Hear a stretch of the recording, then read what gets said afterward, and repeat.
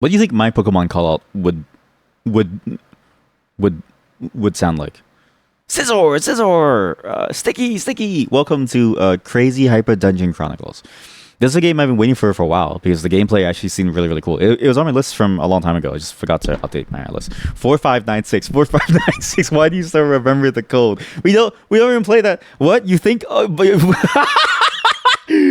Cocksucker, cocksucker, cocksucker. That's crazy. That's cocksucker, cocksucker. Welcome to Crazy Hyper Dungeon Chronicles. I've been waiting for this game for a very long time. It's been on my list for a long time. It is a dungeon crawler game where it's actually a cool way of doing it because the combat is actually very complex. Where you have multiple different sectors where you do combat from. So it's like you have to do. There's like 9 other tiles around you, and I've been waiting for it because it seems very very interesting in terms of gameplay. Because I've been wanting like a top-down dungeon crawler, and I've played actually. There's quite a few that I'm waiting for that are also a mix of like idle games too, not idle as in. Wait a minute, that'd be a sick one though. So it's like an idle dungeon crawler that is about J-pop idols. Wait. Let me write this down. Idle dungeon crawler about J-pop idols. That's a good one. But this isn't that, but it is interesting. So this game contains elements that may be disturbing or offensive, including strong language. Yeah. Oh, it's offensive? Oh, my chat just called me a cocksucker. I'm not afraid of anything. That's the word. You can't hurt me. Me with Electron and Phaser. Wow. I actually linked Phaser a while back, and we all know Electron. Well, we all know Electron. And if you don't know, then you just don't know. Welcome to the dungeon. Oh. Wait a minute. What's this OC? Wait a minute. Why is it at 10%? Oh.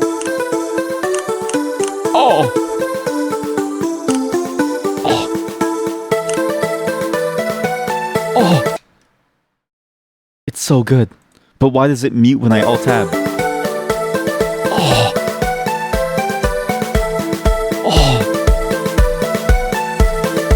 Just listen to it. Just listen to it. Oh my god, it's so loud, but it's so good. My ears! You know what's crazy about this game too? I don't know why, but the music slider is the weirdest music slider I've ever seen in my entire life. Because the music slider is like the volume slider. It's not even the slider. It's actually it's like that. It's like this meme. I don't know, but like this is the only thing that I'm looking at right now. It's like volume, volume sliders Reddit. I think there was like this one. Wait. Worst volume control, bad UI designs for volume. It's like these things. The worst volume controls that you've ever seen. It's like these things where it's like this one you have to balance it. You have to balance it so it gets to a certain spot. Or this one you have to like shoot the cannon to set the volume. Or this one you have to like select each number one by one. You have to play like Flappy Bird and stuff. This one's very similar in that the volume control only lets you go from. You either go from off. I don't know why it does this. Off 1, 5, 10, 25, 50, 100, 80. Why? Why? But you know what? It doesn't matter because the music is good. And don't you want to hear what you're playing? Oh! You don't want to hear a peak? Somewhere in the multiverse. The Kingdom of Paramund. Wow, wait, the art's amazing too. It's actually a very nice pixel art. It reminds me a lot of old school adventure games. King Dandelion's Castle. You called, sire. Something incredible happened yesterday. I read a book. Look at his eyes. Look at his eyes. Look at his eyes. Look at this. It's amazing. His eyes are bulging out of his head like, I read a book! Woo! You know what? King Dandelion is more successful than our mod at the Accountability Circle. Take that. Take that mod. Look at this. A fictional character has read more books than you have. Yeah, excellent, Your Majesty. Culture is important. And what book was it? The Ballad of Lando Lore. It sounds interesting.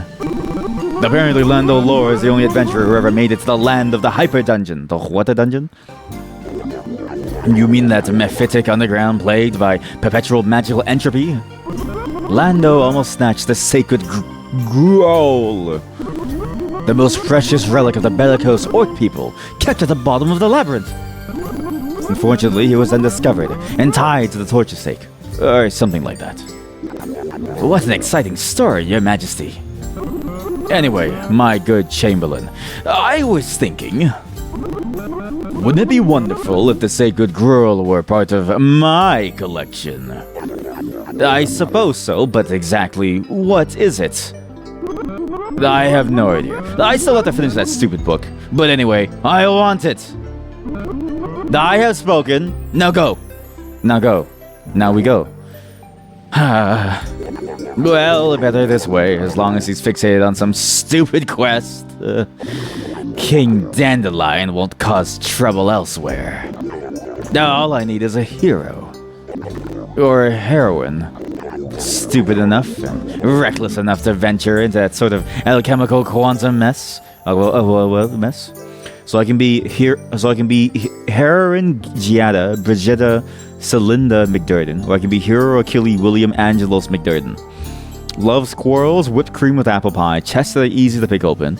He loves brawls, apple pie with whipped cream, and chests that are not too difficult to open. So I get the point of it. They're going for like a comedic spin on like the opposites. Boots, and it hates boots that are too loose, fireballs her cousin hero. Boots that are too tight, dark stripes, his cousin heroine. Okay, we're gonna go with heroine. And we can choose a playstyle. What? Each individual weapon is tied to a unique combat style to which different powers are associated that you will unlock gradually as you progress in the game. The choice of the initial weapon does not dictate the combat style that you must strictly adhere to, unless you are free to select the one you prefer. Because I can eventually choose something, but the weapons do change how you play initially, and eventually when you get... if you choose to stick with that weapon, I see. So being a fencer is primarily about speed. Although lancers deal less damage compared to weapons of other combat styles, they're incredibly lethal, because the unique powers that develop through training allow you to strike your opponents with a rapid onslaught of blows. The rage gauge fills up when you inflict damage on the enemy, so you have speed, no armor, low damage. Sword. A form of lightning rod churned into a battle spear, as fearsome as a soft kitten, with high speed, damage min-max. I see, that's the damage stats itself. Honestly, if the speed is like the same, but the damage stat isn't that much different, it's only by 1 point, why would you not go for the spear? Because the speed is probably useful, no? But there's this one. All these puffs are making your stomach hurt. No one said you had to eat them all in one go. A short sword covered in rust looks like it was dreaded from the ocean floor, more useful for spreading mayonnaise than for battle.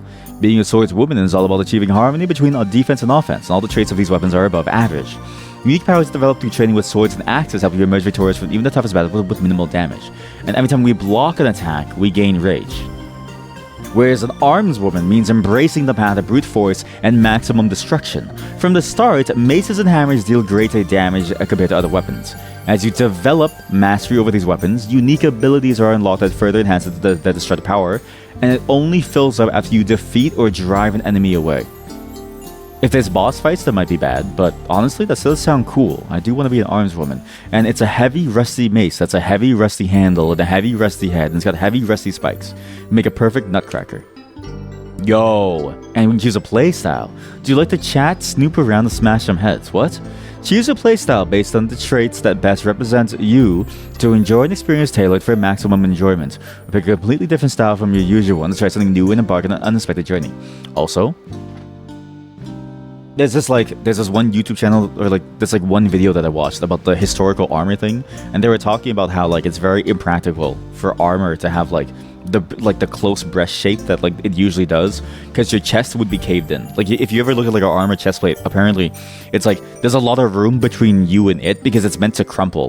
Whereas if it's that tight on your body, if it crumples, your chest would be broken in, and you wouldn't be able to take the armor off because it's stuck to your chest. You have to cut it open or pull it off you. But what does this mean? If it's Resolver, I see video games as art. Battles are easier, some point of fights can be avoided by talking. It's a lot of chit-chat, really a lot though. Many other things you'll discover while exploring. Wait, what? I see video games as art. I crave genuine emotions, captivating narratives, and memorable characters. More lore, please. More lore, please. I desire a fully realized world with deep immersion. Less action though. I prefer strategy over finger gymnastics. So that's interesting. What's this one? I'm detail-oriented and a bit of a completionist. I repeat levels so sure I've left nothing undiscovered from the rarest artifact and most hidden side quests. The idea of missing out keeps me up at night. I do. It's FOMO. FOMO. Yeah. I need to explore every possibility. You'll gain more experience from everything. You'll have more inventory slots because you'll find more loot. You'll face more puzzles along the way and other things. What about this one? Destroyer. I love a good brawl. Skip the chatter. Action is what I crave. I aim to blitz through levels, crush mighty monsters, and gather weapons and skills to turn my character into an unstoppable demigod. Roar! You'll encounter more monsters, battles are harder, and monsters rarely run away. Dialogues are kept to a minimum, and many other things that you'll discover. What? So more monsters doesn't mean more types? Or does it mean... I mean, I'd rather get this one then. This seems like the best choice. Because I don't want to miss out on dialogue. I mean, this is actually painful, because it's like, I don't know what to do. It's like, how different is the dialogue? Because the dialogue is important, but the gameplay experience is important too. It's like, I don't want to choose this, because I want to play the game too. But I don't want to just play the game, because it seems like they're trying to go for some stupid story, right? So, not stupid as in, like, it's a bad story, but stupid as in, like, you know, the idea of, like, a whimsical fantasy king. You're just like, I want this. Give it to me, sire, surf. You know what I mean? We'll go basic.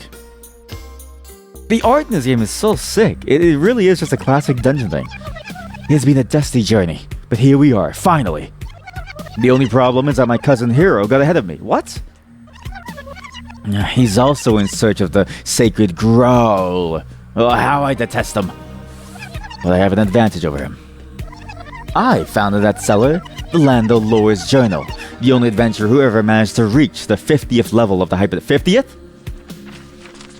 The first thing to know about the Hyper Dungeon is that it wasn't always the madhouse of doom that it is now. Up until a few centuries ago, this was just a run-of-the-mill, utterly simple dungeon. A touch on the dull side, even. One of those easily solved, like the dozens scattered all over Parvamund. All it took was to enter, armed with pen and paper, map out the path, and proceed with confidence toward the goal. Or you could just avail yourself of the handy pre-printed maps from the tourist office at the entrance. Unfortunately, due to the magical alchemical quantum catastrophe, the atomic structure of this place got utterly scrambled. I reckon it's suspended between at least 96,822 parallel universes. The most tangible result is that the levels are never the same as themselves. Go on. Try to restart the game if you don't believe me. You'll never find two identical levels. Rooms shift. Corridors randomly lengthen and shorten. Doors that were there are there no longer. Charting a reliable path? Madness! Memorize a trapped location? Nonsense! This place seems the brainchild of a deranged programmer. But what caused this instability? Let me explain. Wait. An ancient fantasy world that knows about programming is such a weird concept. It's like Ghost in the Shell, where they treat programmers like, you know, the next nuclear weapon, but they also happen to be in a fantasy world. I think that would work as a concept. And if anything, it might be even more interesting because it's like, okay, what does a programmer do? Like, you know what I mean? It's like handmade programming. It's like, back in my day, I used to program by chiseling stone tablets. It's like hole punches. It's like hole punches. You hole punch like a scroll, and it unrolls in front of a mage who's just a really good incantor, as in like they recant what they're seeing, and they just say it until like magic spells happen. So it's like la fi sa do la ti da lo, I don't know, something like that, and then boom, magic fireballs, right? And then the program is over here like chiseling away at like a stone tablet, being all like, "This is my greatest work yet." That could be a great concept. It's a shame that most of the pages are torn. It seems like someone scattered them here and there throughout the levels. So let's get to work. After all, these initial levels won't be that challenging. So how's the game played? Because I wonder if it's an idle game. No, you do move on your own, and you explore the dungeon as you normally would, and you have different things. See that? Look, chat. Mod, are you still there? Save the food, because we might get isekai'd literally next second, okay? You have to live your life like this. You never know if you're going to be isekai'd, ever. You never know if today you'll be isekai'd or tomorrow you'll be isekai'd. You'll never know if you'll be isekai'd like 5 years from now or 5 seconds from now, okay? So you have to have food on hand at all times and in your hands at all times. Like every day I sit, I hold onto my sword. I'm actually sitting with my sword right now. My Italian longsword is a shit sword, but at least I have it. That way, when I spawn in, I can spawn in as a warrior. Yep, when I get isekai'd. Pierogi tastes like happiness. Pierogi? What? Once you've had them, you won't be able to do without these meat and vegetable-filled dumplings. Cheese. Okay, there's too many UIs. How many UIs can I have open? Oh god. Bread? Great for sandwich, toast, or bruschetta. Might contain spider legs or rat hair. A dairy delight from the Hyper Dungeon. Don't wonder which mammal was milked to produce the necessary milk. It's man milk.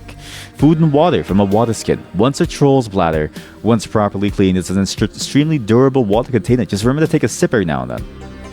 So I have water and food needs. I have a power menu. Oh, I see. Power menu. For all the 3 different skill trees. And you have different... Ah, I see. This is cool. Okay. And then you also have the menu itself, which gives you your stats, the number of deaths, other things. Exploration, things that teach you how to do things. Okay, that's interesting. And your inventory. So the fabric pants, warrior armor. But it's not like a roguelike where you move by tiles. You actually move... There's actually discrete units, if that makes sense. Or not non-discrete units where it's like you can just keep moving. Use a spacebar to interact with the objects such as crates, locked doors, and torches. Why do I... So every torch gives me 2 EXP. Alright? What about this? But yeah, you can actually just choose how you move around the level. But I guess as you move, you probably lose more stamina. So I have to be careful about moving too much. And I have one of the 7 relics, of which there's 7. And we get a chest. Have to collect all by pressing G key, you can pick up all items at once contained within the chest. So I get a fluttering page, message, and this. During one of her usual fits of rage, Clara shut up my precious diary into pieces and scattered its pages everywhere. Ah, that girl is a real firecracker. Sooner or later, I'll have to take care of retrieving all the pages and putting it back together. This is Lando? After all, only by reading it in its entirety would it be possible to understand what really happened down here and figure out what a sacred growl really is. Sure. Copper key and oxidized key, and this will fit into some lock. And a fluttering page from Lando Lore's journal. Page 2. Page 14. Okay, how about we won't read the journal until we figure out all the pages. That way we get to do it all in one. But it also says something about slime juice. Wait. According to the much that has been debated about the sacred cup. The growl is a sacred cup. The first Orc King. The powers it confers are unknown. Others say it can turn lead into gold or slime juice into exquisite dwarf beer. Huh. There's only one way to pass the supreme test that the guardian will ask you to face. What? Okay, so that's useless for now until we get more. Alright, I probably don't need to tell you this, but to open the door, you need a key. Easy, right? Make sure you have the right one. So how do I use this? What? Do I drag it in? I can't drag it in. Oh, that was just a signboard to tell me what it was. So I got 30 EXP for opening a door. That's crazy. I wish real life was like that. The clock shows 2:37. Wait, what time is it now? It's exactly 2:37. What the fuck? That's sick. Just the orc throwing the pages out because they're mad. You can hold speed up dialogues by pressing space with the left mouse button. You skip them entirely by doing that. Okay, cool. Hey, this darkness seems different, deeper. Darn, how will I explore this level thoroughly? Truth is, I can't stand the darkness. Why? It reminds me of when I was a kid. That brat Hero would always lock me up in a broom closet. Just make fun of me. Well, lucky for us, there should be some torches here and there. Lighting up torches is my specialty. Let's shed some light, shall we? Sure. You don't like the voices to change? You can change the voices, sure. Okay, but like what? So darkness is scary, but does it affect me in any way? I don't think it does. Because it seems like I'm fine, but I should do it anyways because I get 2 EXP, right? Oh, but it does let me see the level. Maybe I can see things coming after me. Mission accomplished. Oh, I see. I've overcome my fear of the dark. At least for this level. When you get them all, you light up the whole level. That's an interesting mechanic. Because, like, dungeon crawling and mapping out the map is annoying, right? But if you just do it like that, then you don't have to deal with the annoyance. You can just immediately get the full... You can reveal things entirely by just doing it once, and then boom, the whole thing is available for you. You don't need to keep a manual map on your own. You don't need to remember things. You can just see it. You can use your eyes to see it. This level is called Fake Wall. I wonder if there's a fake wall. And what's interesting, there's traps. You can perform an automatic flip once you've built up enough rage, but the amount of rage depends on the game profile you've selected. All the profiles still have a chance to avoid traps even without consuming rage, so the destroyer has a 60% chance to avoid this trap. Automatically. But I can do it manually too. There's potatoes. There's a message. A dungeon without traps wouldn't be a real dungeon, right? Or it's only hang out in the lower levels, but to keep annoying past adventurers and door-to-door salesmen at bay. It's got quite deadly traps everywhere. Watch how you move, unless you want to become a pincushion. Anyway, take this belt with you. It's a handy accessory to store items you can use during battles. Oh, sure, okay. Worn belt. There's a single slot to hold useful items, sure. How do I wear this? Where? There we go. Now I'll have handy items for combat at my fingertips, like healing potions I'll surely find sooner or later. I see. So you get belts, you get the slots for belts. You then wear them in your belt slot to wear into combat, which we haven't seen yet. We will see soon. There's probably hidden walls somewhere that we can open, which we need to spam space on to find them. The mouse is only for inventory, which is cool. It's interesting that they do it like that. So far, it's actually a pretty cool game. Like, I get what they're going for here. It's actually a very interesting concept. And we level up. And because it's also a roguelike, I wonder how this works. Because, like, do you die and do you leave and do you come back? Does the map change when you die? I'm not sure. +2 the nourishment hydration level points for food and drink, so it gives me more healing from food, or I'd get more rage points, which I feel like is better. But that's for max rage. Okay, maybe that was bad because I don't really know what that means. But yeah, I like this so far. I will say it's a little meandering at my current movement speed. It kind of feels like I would want to move a little bit faster somehow, but I get why it's done this way, and at least the levels are still a fairly manageable size. It's not too long. I think the J key will open the Lando's lore. Okay, hello dwarf. Can you sell me some? Is that an AK-47? Yeah, it looks like it's time to throw some punches. I was craving some action. Yes. What's that do? Hello skeleton. Can I fight the skeleton? There's more than 3 torches. We need to find everything. Timed platform. This one is pretty self-explanatory. By stepping onto one, somewhere in the level, a door will swing open, stay open for a few seconds. All you have to do is run. You might read this after you step on the platform. In that case, you probably won't make it into the door in time, but fear not, you can try as many times as you want. So that's the platform. There's a dwarf. Yo, dude. Toothor. Dude? Anyway, who am I talking to? I'm Toothor, the master of arms. Well, some tips on how the combat system works could come in handy. You're in the right place. My combat tutorials. I can't believe it. Toothor, the tutor who gives tutorials, are famous throughout the hyper dungeon. Will it take long? It depends on how fast you learn. And is it skippable? Sure, if you decide to meet a gruesome death at the hands of the first real enemy you encounter. Are you ready? Yeah, sure. Let's get started. I don't remember the combat from the demo, so, or even if there was a demo. By the way, this tutorial lasts about 5 minutes. So if you accept, don't complain. Not a problem. I really need your lesson. Great, come to me. What? 0 findings. Nothing valuable. I can inspect things. Great, I found money. What? There's a mirror. Brave and fearless. Empty. So I walk into him, and then battle begins. And this is the thing that I saw was really cool. Alright, cool beans. Let me break it down for you, homie. So there's this dope initiative bar right above your head. It fills up real quick, you know what I'm saying? And right next to it, there's a lip number that shows who's gonna strike first. Plus, right before it's your turn, or the enemy's turn, you see a flashy light, like a boss. I didn't understand any of that. Hey, how about you show me? No sweat, bro, just trust me. Okay, so, it's my bar. Now it's my turn. Now it's their turn, okay? What do I do in my turn? Okay, now it's my turn again, man. Alright, you get the gist, my friend. Now on to the next lesson, targeting enemies. Here we go. Targeting enemies is hell important, you know? Gotta choose who you want to smack down. What's more crucial is targeting the fool who's about to attack you when their initial bar is back. That way you can try to block the hit. Savvy? Okay. Target an enemy. You piece of cake, bro. Use WSD cutscenes. All your controls, joint joysticks. Oh, you just click the dude you want to focus with your mouse. Okay. Like if someone's about to swing at you, you can lock on them. You dig? Okay. What if I accidentally target an enemy spot? Then attack. When I attack, if I target an enemy spot, you just waste your turn. So don't waste your turn. What if I target a different enemy or spot? But it means I'm about to strike. Okay. So then. No, they're gonna hit me and then they'll crit me. Okay, I see. So yeah, you guys be nasty. You catch if you get flanked because you're the damage. Okay, get a shot. Oh god, dude, a few times you're gonna hang. Okay, I know I'm complaining and you told me not to come complain, but it's really painful. So you need to click on them to target them. If you don't click on them, they crit you. If they hit you from behind, they do even more damage. So, but yo, stay focused even when you're swarmed. So I have to look at the enemy. Always keep your focus on the next foe in line before they come at you, right? Because I can click them beforehand.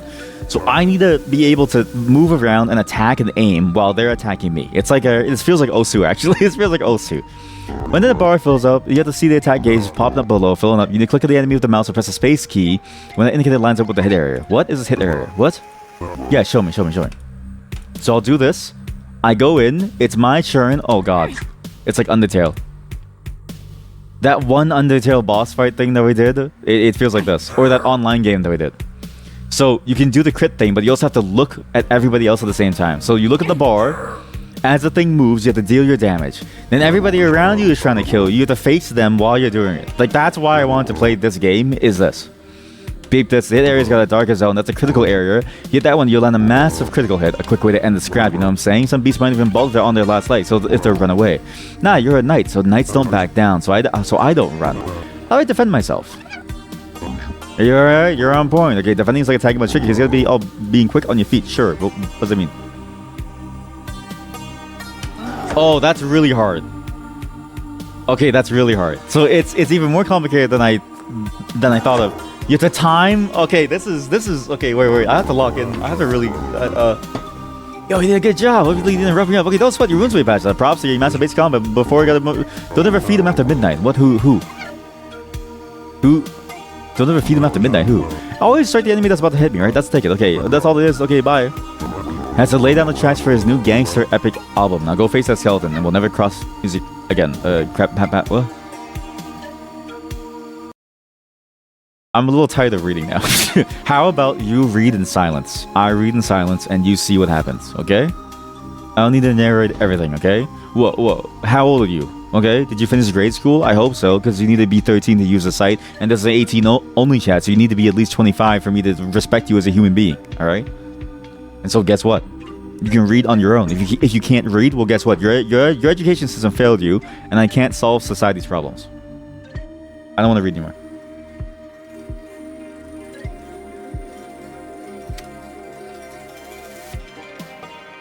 Reading is hard. So true. Just ask the mod.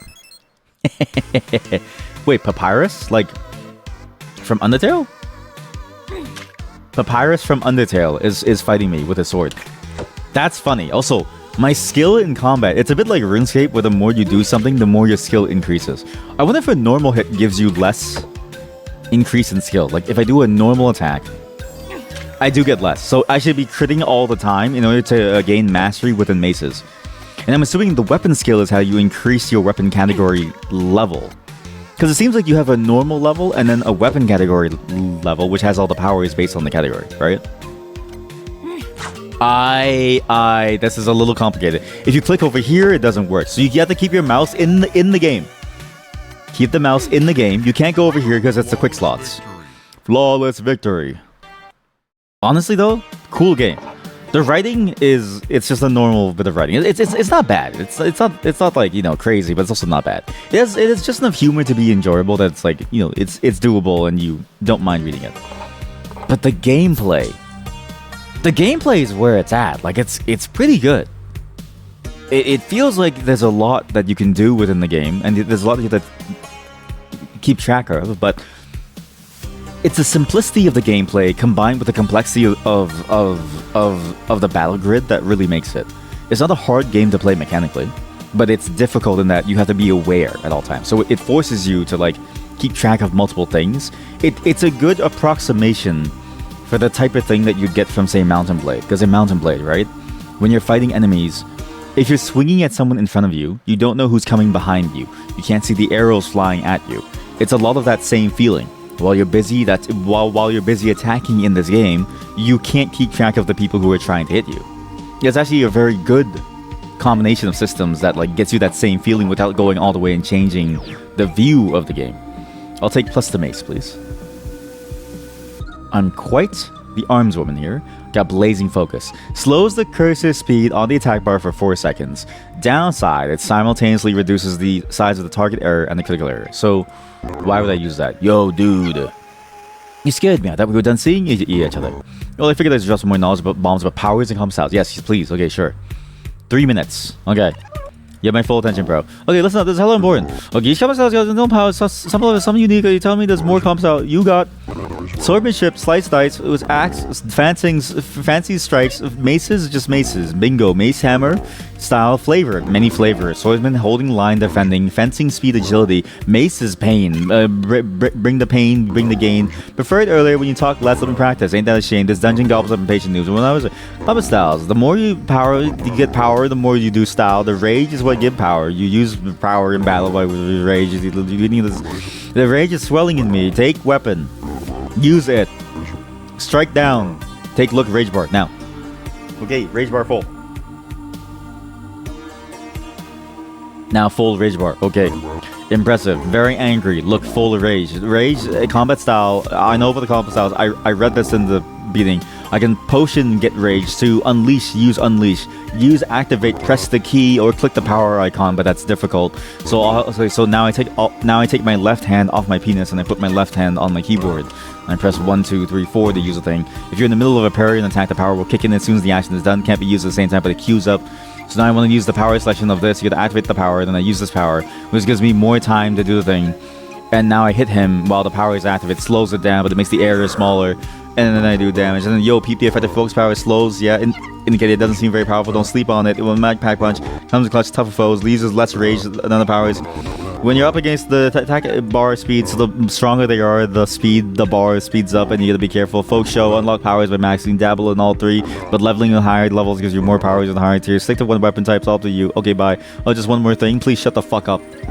You can handle the powers. Okay, just hit the power button. Okay, and then exactly right there, hit tab, open the menu, look at the window. You can choose what to want to bring to fight because you can't bring them all.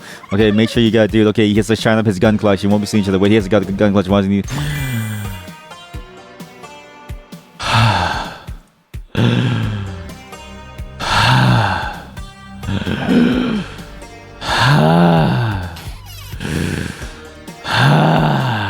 The weapons in this crate are the property of Orklar, the Orc Queen. Anyone who touches them is subject to the amputation of a random limb, determined for a woman by rolling a 1d4 and for men by rolling a 1d5. Oh, I get it. Because women have... Well, those without penis have 1d4 limb, and then men with penis have 1d5. That's in 5 limb. Okay. There's a spear for the agile build. Breathe! It's just...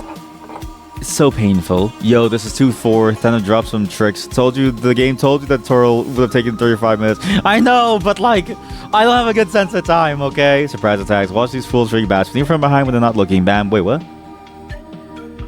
Ring of the Insane game. 4 limb, 5 limb. So I can go behind them, sneak up from behind, and I can even knock them out in one shot. So I need to look at the enemies as they walk towards me on the map as well. So I can't just do that by myself. I can even pull them around in order to bring them around. It'll call all the monster buzz. It's a family reunion, and you can pull multiple monsters to fight in one go.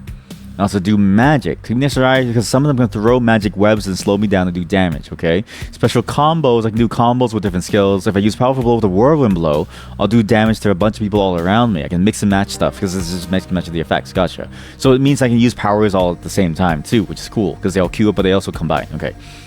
Special moves some enemies might have the unique moves. Fast attack, special weapons and quick hits. As long as you last long, they find the copper source, some 95 quicker, you get stunned. It's just like little smacks, a ton of special effects around. There's confusion. If the goose like quick hit on you, gets to the angle, I'm all dazed confused. It's serious stuff. Manifest I can't land a quick hit. Oh no, it's bad. And the turn numbers might destroy. Destroy. Destroy. Destroy. I'm gonna go. Streamer, please read faster. I'm gonna burn every single note that we find in this game to free myself from this hell. I know what I was getting into, but I didn't realize how hard it was for me to read today. Today of all days, it's hard for me to read. If you've noticed, my enunciation of things isn't very clear.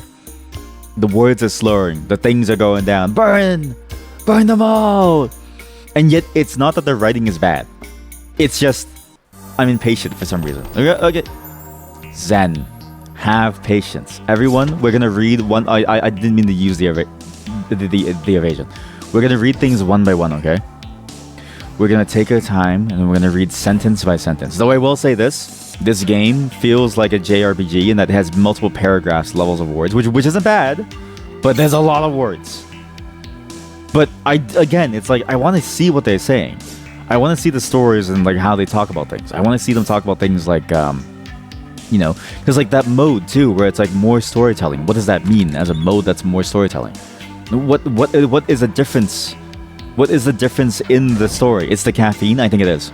But without the caffeine, I would have fallen asleep playing Trim Job. Not because it's a bad game, but because I like to fall asleep. So it's just a sacrifice that we have to do. Hit from the back, backstab. We're gonna kill Manny. Wait, they have names? They have names. Why is it giving me the tutorial again? Wow. Wow. don't you dare do the wow thing again. Don't you dare. Flawless victory. Wait, so there's a random name for every creature. Let's see if we can find other creatures and what the names can be. So skeletons can be Papyrus or maybe Sans or Manny. This is Ratty. What other names could there possibly be? He attacks first. Don't worry, I got this. Where's he going? He's moving. I'm okay. That's real. Okay, now the game's getting hard. Okay. Oh, 100%. Meats are juicy. Don't wonder what animal it comes from or which part of its body. When in doubt, cook it a bit before consuming. Tail, meat. Don't wonder. I'm kidding. Still moving. All the better. They say that they add a little extra to your potions. Can we craft items? Leather. Maybe we can craft items. It's versatile. A must-have for adventures of a certain class, too.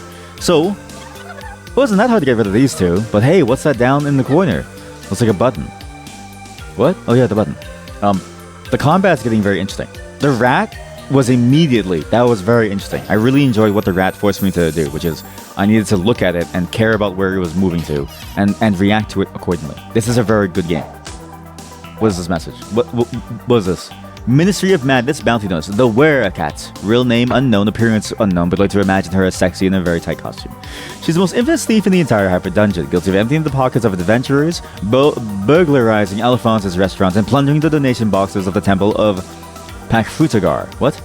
Bounty, dead or alive, 1 million gold coins in the form of gift vouchers destroyed. Wards, me no need ward, me need kill. Me no need ward, me need killing. Me no need ward, ward bad for brain, ward hurt brain. It's Armish. What? I am Armish, the wicked wizard of the 99th level. And do you have a riddle for me? If I don't solve it, I won't be able to proceed.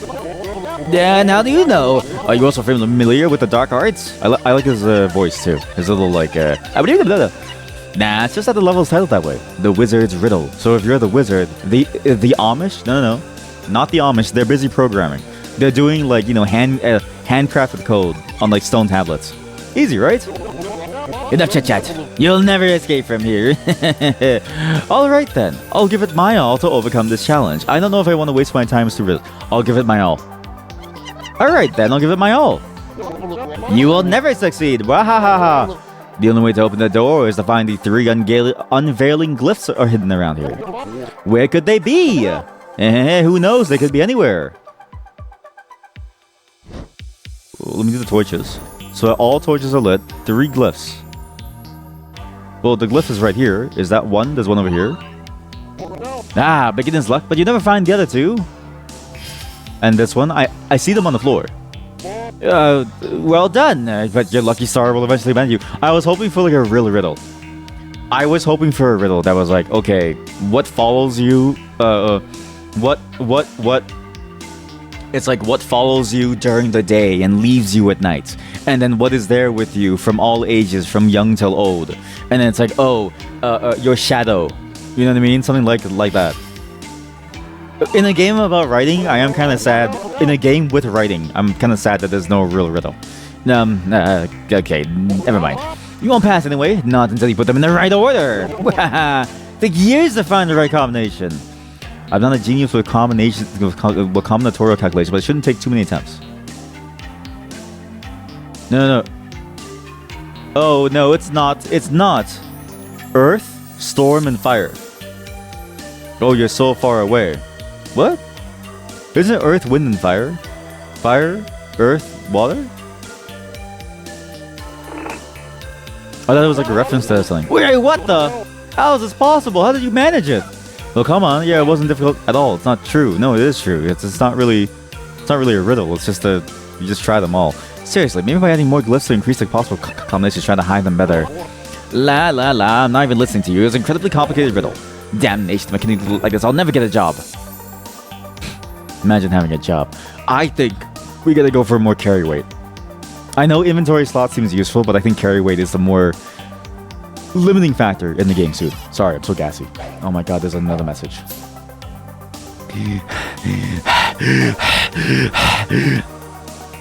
But, William, meet me at 7 downstairs on the next level. I'm itching to raid that imbecile Alphonse's pantry again. Signed, your boss, Tom. That's another message. There's an elixir vitality. What is this? I can put it on my belt. A must-have in all adventures. Can I combine it with this? I can't yet. So when do I get to combine it? I don't know. Alamish, you told me to try and solve your riddle, and I did. I never seen such a stupid riddle. It's so simple I could solve it blindfolded. Was it too much to ask for you to include air with the other 3 elements? I even suggested to you. 85th level Blood Elf, Sheltor. What? Creating level dungeon delicacies. Is that pineapple on pizza? But why does it look so disgusting? Nobody eats whole slices of pineapple on pizza, man. But also, okay, I think pineapple on pizza would be awful if it was the whole slice of pineapple. I'd be like, what the fuck is this shit? At least the way it is now, you get like diced cubes, okay, or like rectangles. There's a nice flavor. It's like piece by piece flavor. What a lovely scent. Is someone cooking up a storm? Is somebody making a meal? Hey, don't you dare hate on the pineapple on the pizza. It's a Canadian classic. Food stock warehouse. Please be aware of the rats. They're well-fed, resilient, and highly aggressive. It's a Canadian special for the world.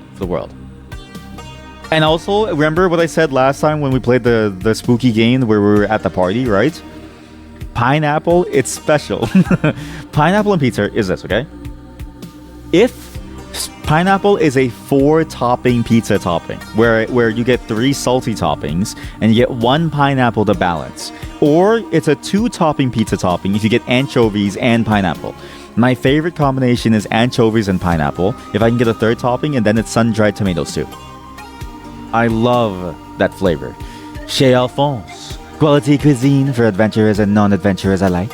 Revealed 26 times as the best restaurant in the Hyper Dungeon. Skeletons are not allowed. After all, they lack a stomach and would use as a restaurant to them, as the food falls on the floor and I have to clean up after you. All of the creatures are welcome. We serve gluten-free, lactose-free, and fairy dust-free dishes. No! I wanted fairy dust on my food. It's delicious. Our dishes may contain traces of nuts, mustard, and colorful slime juice. I love slime. You ever see a slime girl, chat? Slime girls. There's a lot of... So this is like subgenre of girls. It's actually within Amori. And Amori actually has like a very good slime girl implementation. Where Amori has these slime girls and they sort of look at you.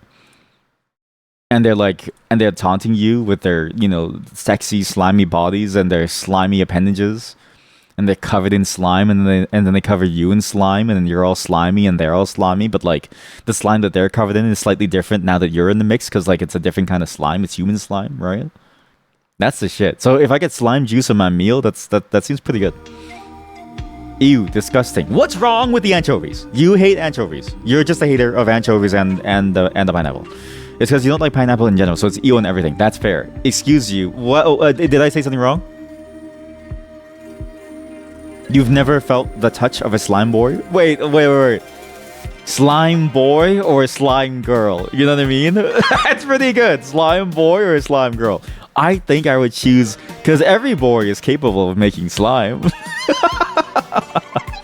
Excuse me? Oh, marvelous. The long-awaited sous chef has finally arrived. What? Sous chef? Why me? Well, certainly, my loyal right-hand man. I think that must be a mistake. No mistake. You are my sous chef. First things first, I'll teach you the basics to create my exquisite recipes. Yes, another tutorial. Please consider the introduction to the crafting tutorial if this is your first time playing. Let me drink some water.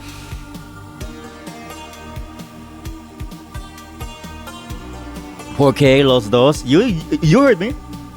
Oh, I know how to do this. Another tutorial. Okay. Another tutorial coming up.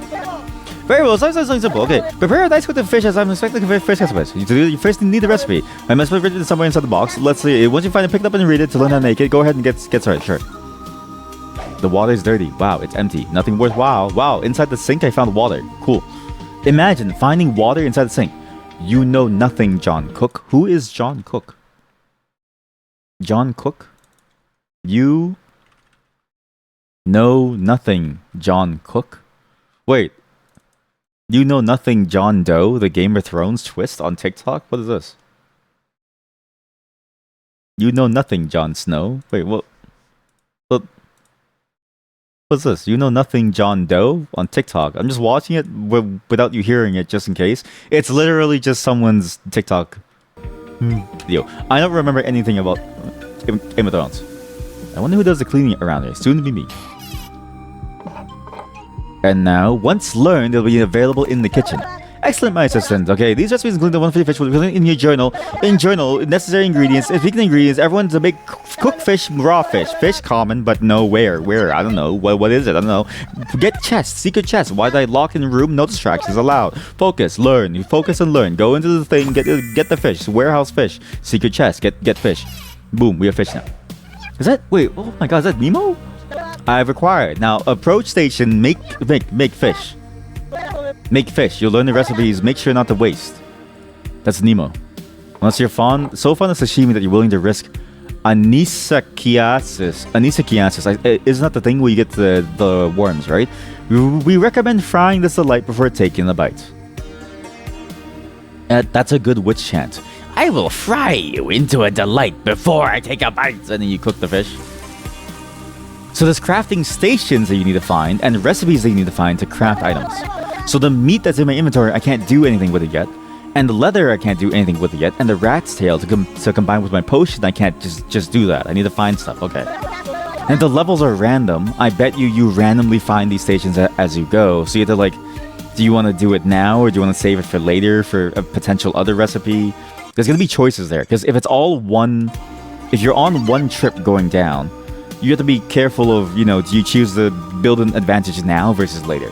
That's an interesting sort of like metagame element to this. I make a remarkable assistant. I have to confess it. I'm not your assistant, sorry. I just stole your recipe. But I can tell you're truly skilled. I don't have time for this. The first customer is, please. Okay, fine. I'll help you. Who's your customer? Thank you. Please follow my instructions. Who are your customers? What? I have to feed an orc? Hey, cook! I'm bloody famished. Hurry it up! Luckily, it's just a goblin. Goblins have simple taste. Doesn't surprise me, they don't have taste buds. So basically, they're fine with just about anything. That fish you cooked earlier will be absolutely perfect for him. Go and give it to him. Can I kill him? Here you go. Fish cooked à la donjonnerie. Donjonnerie? What?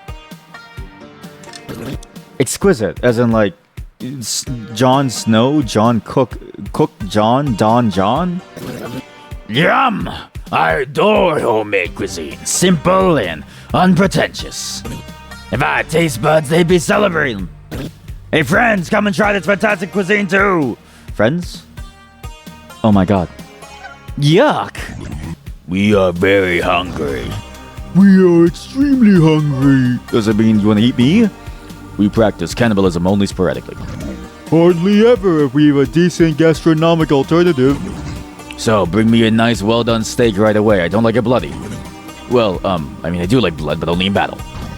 I, on the other hand, would love to savor a delicious omelette with cheese and mushrooms. And mind you, don't burn it. As you wish, gentlemen. Works, all things considered, have moderate demands. The worst of them all are the trolls. They're ruthless culinary critics. Extremely picky. What am I playing? Why am I playing Cookie Mama all of a sudden? What is this game? Pleasing them is always a nightmare. Understood, but we're gonna find the recipes and ingredients. In the storeroom, here's the key. Thank you. Watch out, there's a infested with rats. Go and show them who's boss. In the meantime, I'll try to keep our guests occupied. But please hurry up, hold on. Eating me, okay? I should go fast. My friends, my dear friends, don't get eaten. Good luck. Rats! And I face them. Okay, so now we get to do them both at one time. So they do move around, so I need to be careful about where they move to, okay? Got it.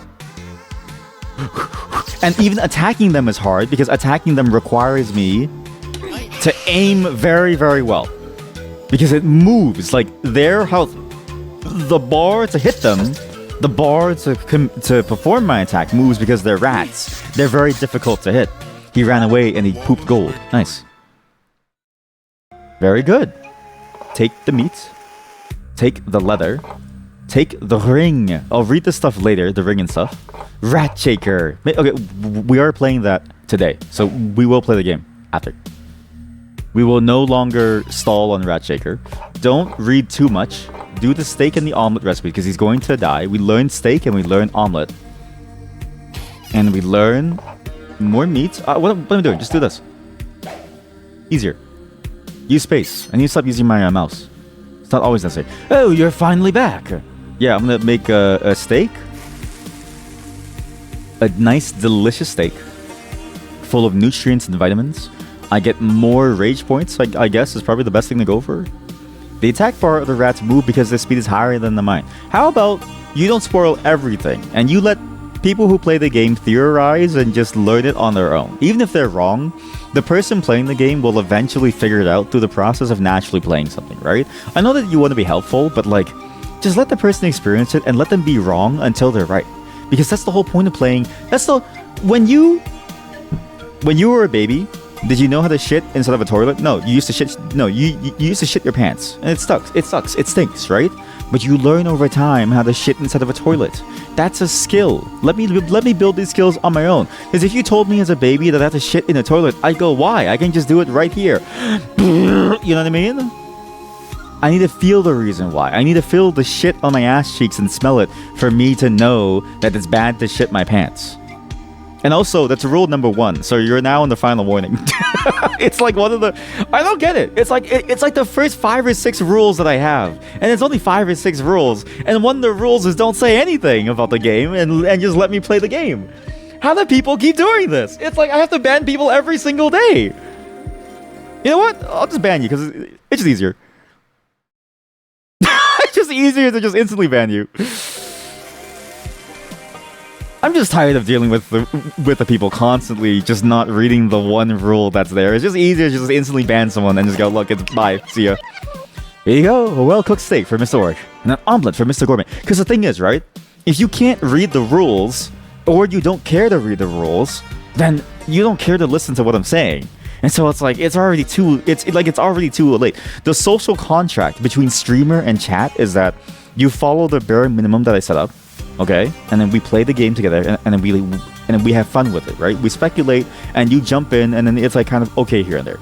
But it's like, just let the process, just let the process naturally grow over time. It's easier that way. In my mind, it's easier that way. And again, I'm only banning them because it's literally, I don't have that many rules, and it's like the first like 1 or 2 rules is just like, let me play the game.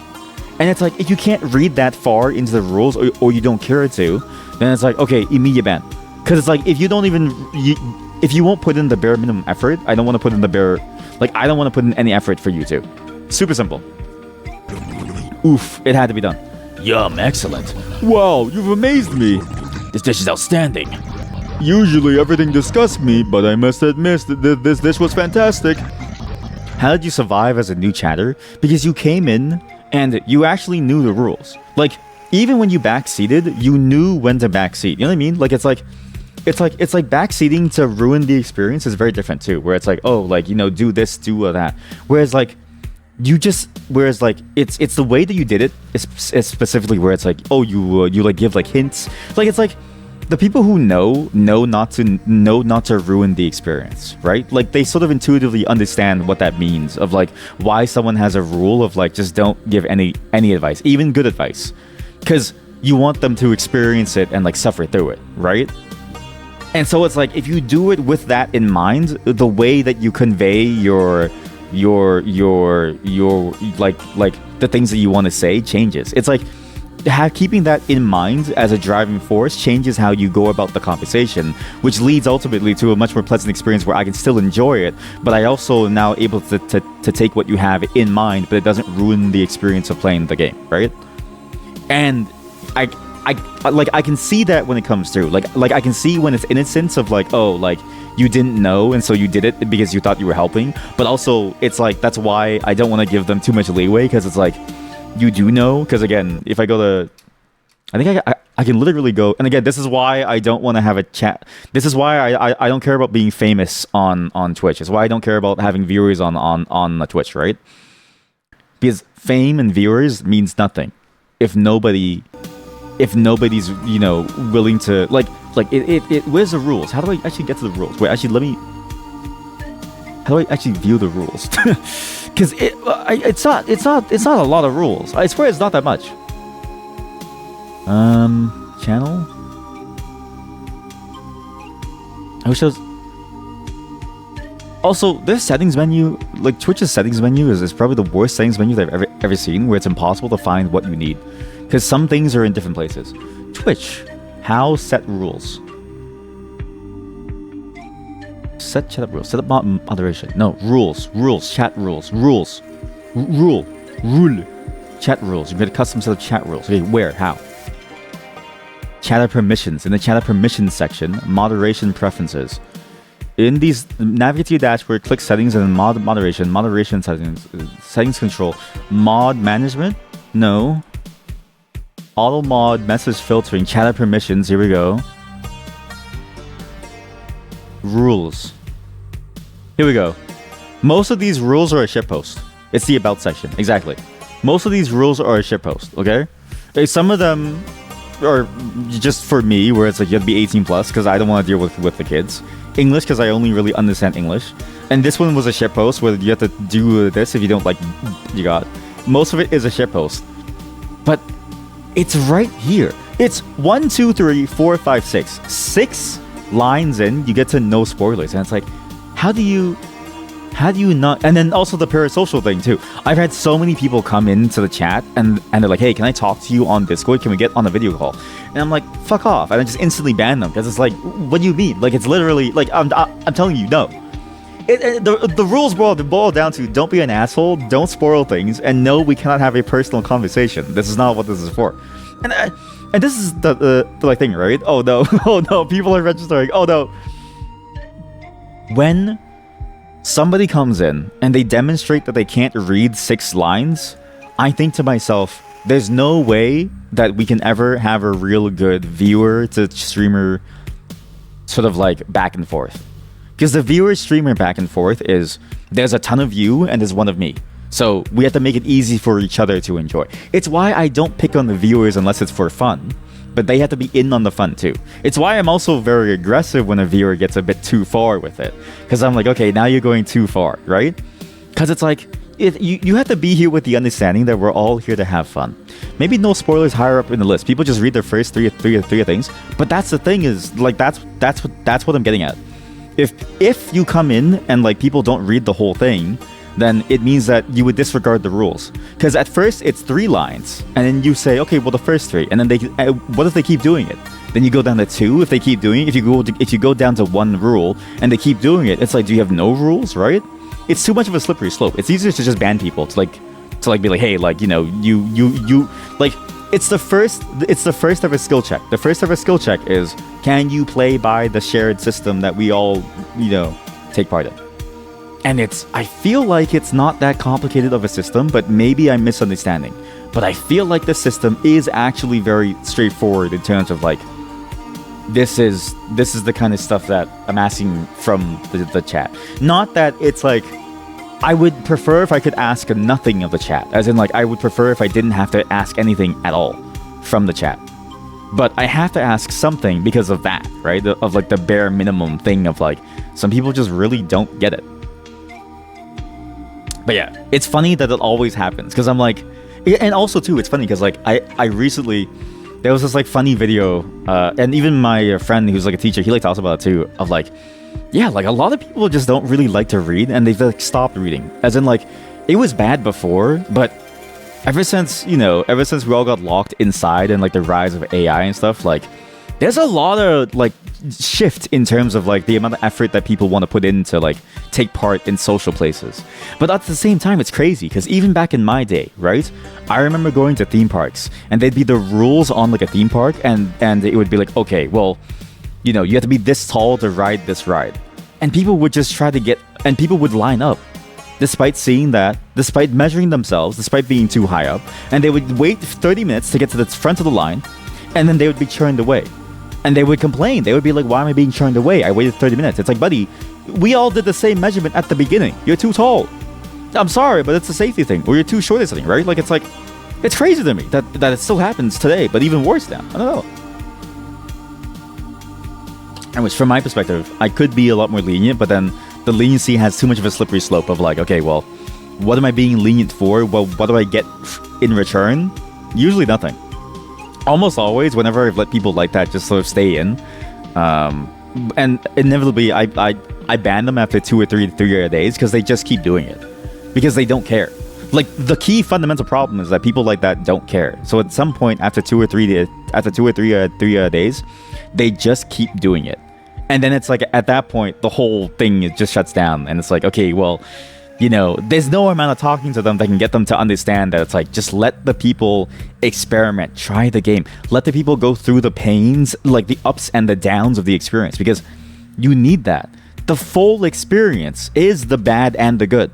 You can't just take away the bad and give someone the good and get them to understand what something is, especially games, where like games are very much art in that way too, where it's like you have to let people have that uniqueness to games, which is the interactivity, whether it's good or bad. Because that full dynamic range is a part of the art itself, right? And in letting them have that, in letting them make mistakes, in letting them sort of like, you know, figure things out, you are literally letting them go through the act of interacting with the game, which is the core unique mechanic of a video game compared to a visual art piece like a painting or an audio art piece like music, right? It's a uniquely the interaction piece. The interactivity of a video game is the unique part of it that makes it a video game compared to these other types of art. And so it's like taking anything away from that, whether it's interaction in terms of the way that you understand it and figure things out, which has overlap in like the ways that you read things or the ways that you interpret things, right? But still, there's even like a uniqueness in how you figure things out. That's important, right? I think it's very important. I actually think it's, unless the person says, I don't know what I'm doing, please help me, I would argue you shouldn't even help them. Because if they don't say that, presumably they want to keep trying to figure it out, right? And because they want to go through the process of understanding. And that's the beauty of games like this. This game is a very complex game. There's a lot going on, right? So we start with some assumptions and then we refine them over time. Like, why does a rat do this? Well, now I know it's because of speed, but I wish I could not have known that. Imagine all of a sudden I figure out that, oh, wait a minute, now it's no longer doing this. What changed? Like, if I could go through that process and then it's like, oh, then I learned how to optimize my gear more, it changes the depth of my play compared to early versus later. There's a satisfaction in overcoming that hurdle. There's a satisfaction in me being able to understand that and sort of taking in and looking at the symptoms of what I've done and then relating it to the change, right? Correlation and causation. Effect and cause and effect. That's fun. But to just go in and just say it, it's like, you just like take it away. It's a minor aspect. But if you're willing to do it for something that small, you're going to keep doing it for things that you consider to be small. And what you consider to be small could be much larger than what you've already done it for. So it's easier to just say like, okay, face the wall and bang! You know what I mean? That's way easier to go, bang! Elphont, you deserve your first star in the Trollolin guide. Wait, what? Oh my god. These are Michelin star reviewers. I've heard that they show up at your restaurant without you knowing who they are, and they just suddenly give you a star. Like one day, you serve someone and they say, and like as they're eating, like a tear drops from their eye, and then they say, brilliant, and then they leave your restaurant. Next thing you know, you have like a 3 Michelin star. I told you, friends. Thank you, and please come visit us again. You're welcome, Alphonse. Can I get money for helping you? Excellent. You've shown everyone your worth in the kitchen and brought honor to my restaurant. Well, thank you. Now you can access the most arcane and hidden secrets of haute cuisine. Here's an ingredient for an advanced level recipe. You'll see that sooner or later it will come in handy. Fantastic. But what will I do with a ham? What do you mean, what will you do with a ham? It's ham. What? You don't know what to do with a ham? Eat it. Wait, it's a legendary ingredient. I really enjoy the idea of fantasy modifiers applied to items too. There's something funny about like imagine you go to a store. Holy shit, chat. You know how I said last time, gacha home appliances? We should do gacha food. like mystery box food. Like you open the box, you either get like a 3 Michelin star steak, or you get like a 1 raw egg, but like deshelled. So you open the box and it spills. We should do gacha SSR rolls on food. That'd be amazing. Because that's exactly what this is. It's like you go into the grocery store, you see the legendary ham on the countertop. People are fighting each other. Like 3 people have like died. There's like duels happening constantly just to try to eat this one ham. That's a good concept.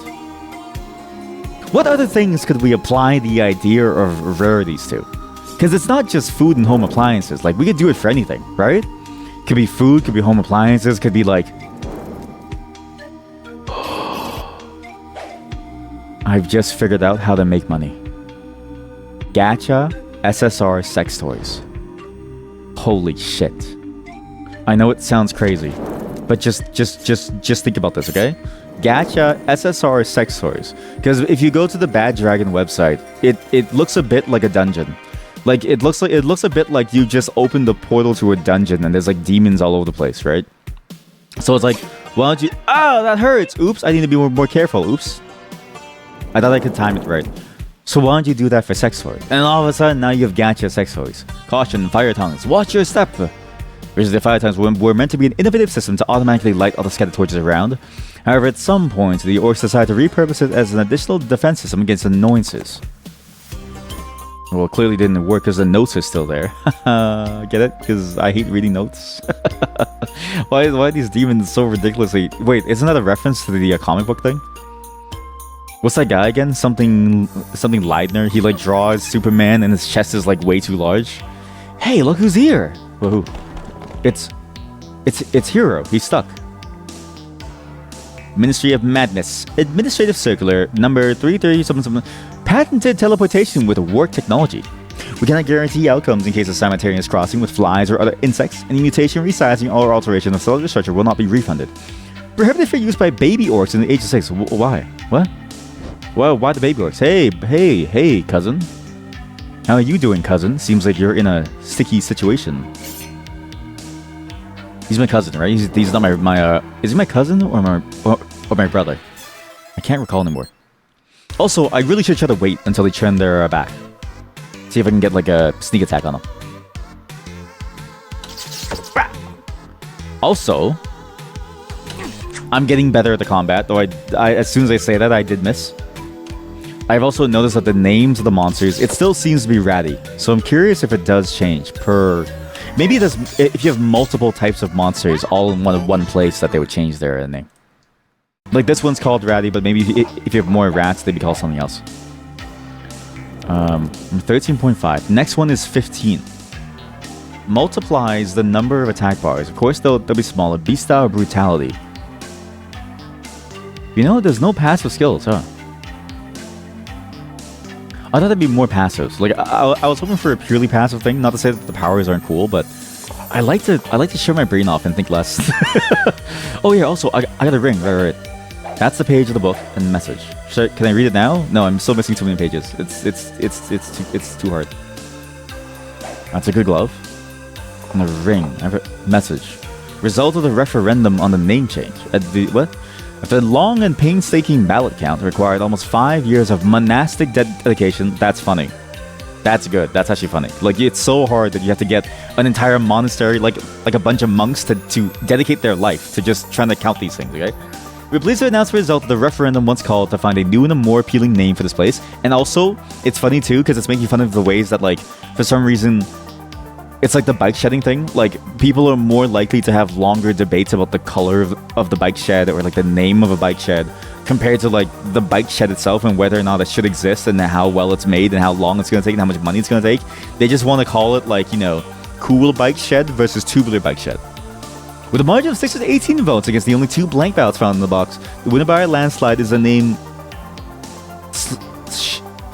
Slutty or Shitty? SLUTTY SHITTY, Shitty Dungeon, which, starting for the next semester, should replace Hyper Dungeon in all official documents. We do, however, reserve the right to carefully reconsider this option due to strong suspicions of fraud. After all, the only ones who showed up at the polls were a Capora Lord, Grub Stamp, and Chorolo. And, that made me cringe, and I felt the pain throughout my entire body. Like I felt the cringe emanate throughout my body, and I don't know if you heard it, but my arm is now broken. And all 6 or 18 battles suggesting Shitty Dungeon as the alternative name appears to have been written in the exact same handwriting, Schroederlos. What's crazy is I can hear that song right now in my head. It's there at the moment. Shitty Dungeon? Who'd be crazy enough to give a dungeon that title? What have I done? What did I just select? I used the potion. I didn't mean to. Oh man. I will say that's the only annoying part. Where like when you're in a chest, right? I feel like when you're in a chest, you shouldn't be able to WASD out of the chest, because it's like you want to quickly select things. Like, how often do you want to view your own stuff in your paper doll, let's say, right?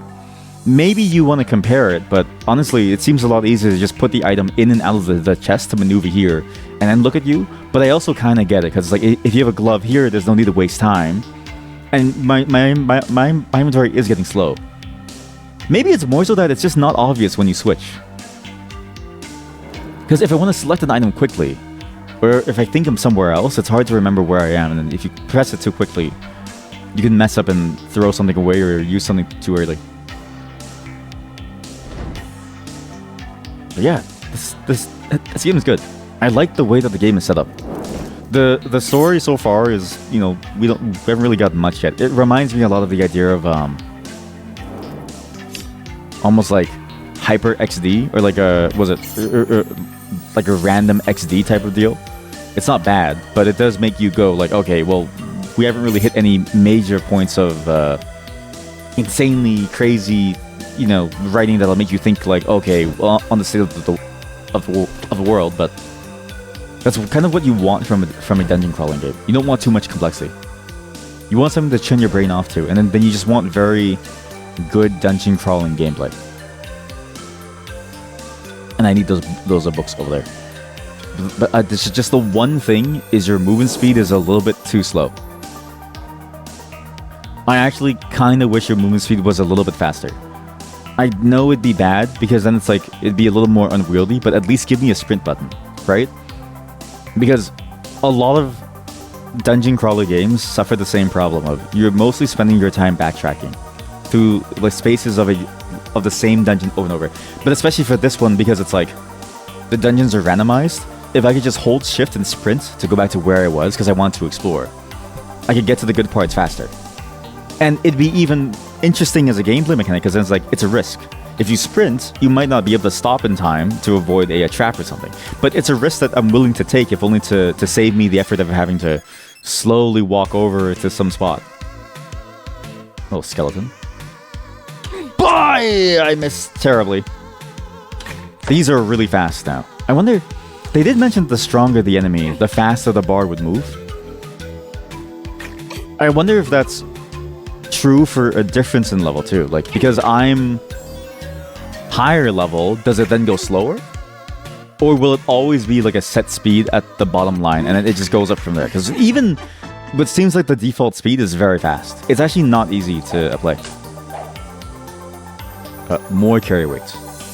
Like, that's the most important stat that I could get. 0 findings, nothing important, and a kitchen with 1 potato. This will take me over here. That was bad timing.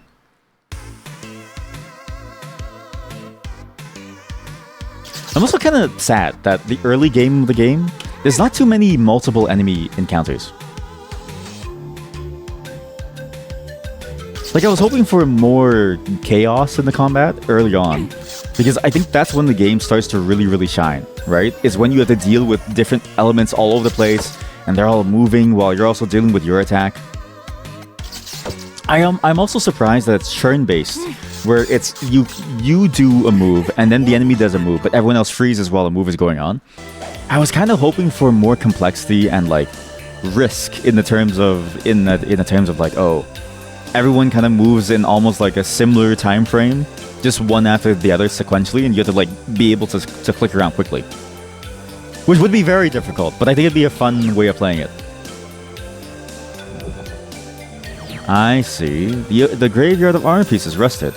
all consumed by the rat, and the TP comes back after a while. So we got a piece of meat. Should save that over there. And there was a hidden pumpkin. Is it a pumpkin or a tomato? That's a hidden tomato. Mod, look away. Look away now! So I should have opened the top left. And see, like, this is what I mean by you need a sprint button. Again, I wouldn't mind the risk of me accidentally dying to a trap. Because it's like, that's a risk that I'm willing to take just to be able to move faster. I should have pulled them both, actually. I messed up. I wonder if there's a way to increase the animation speed, too. Like, going into combat, it's cool to see the image once or twice.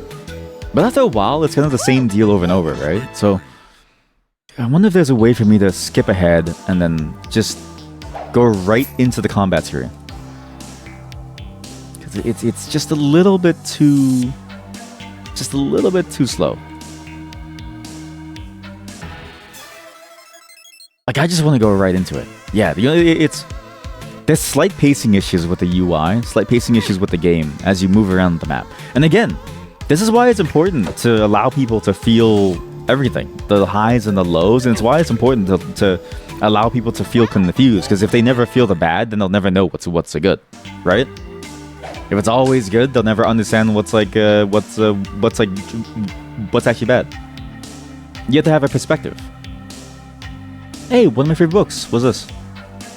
Deep O Space by Carlo Umberto Grazia. What?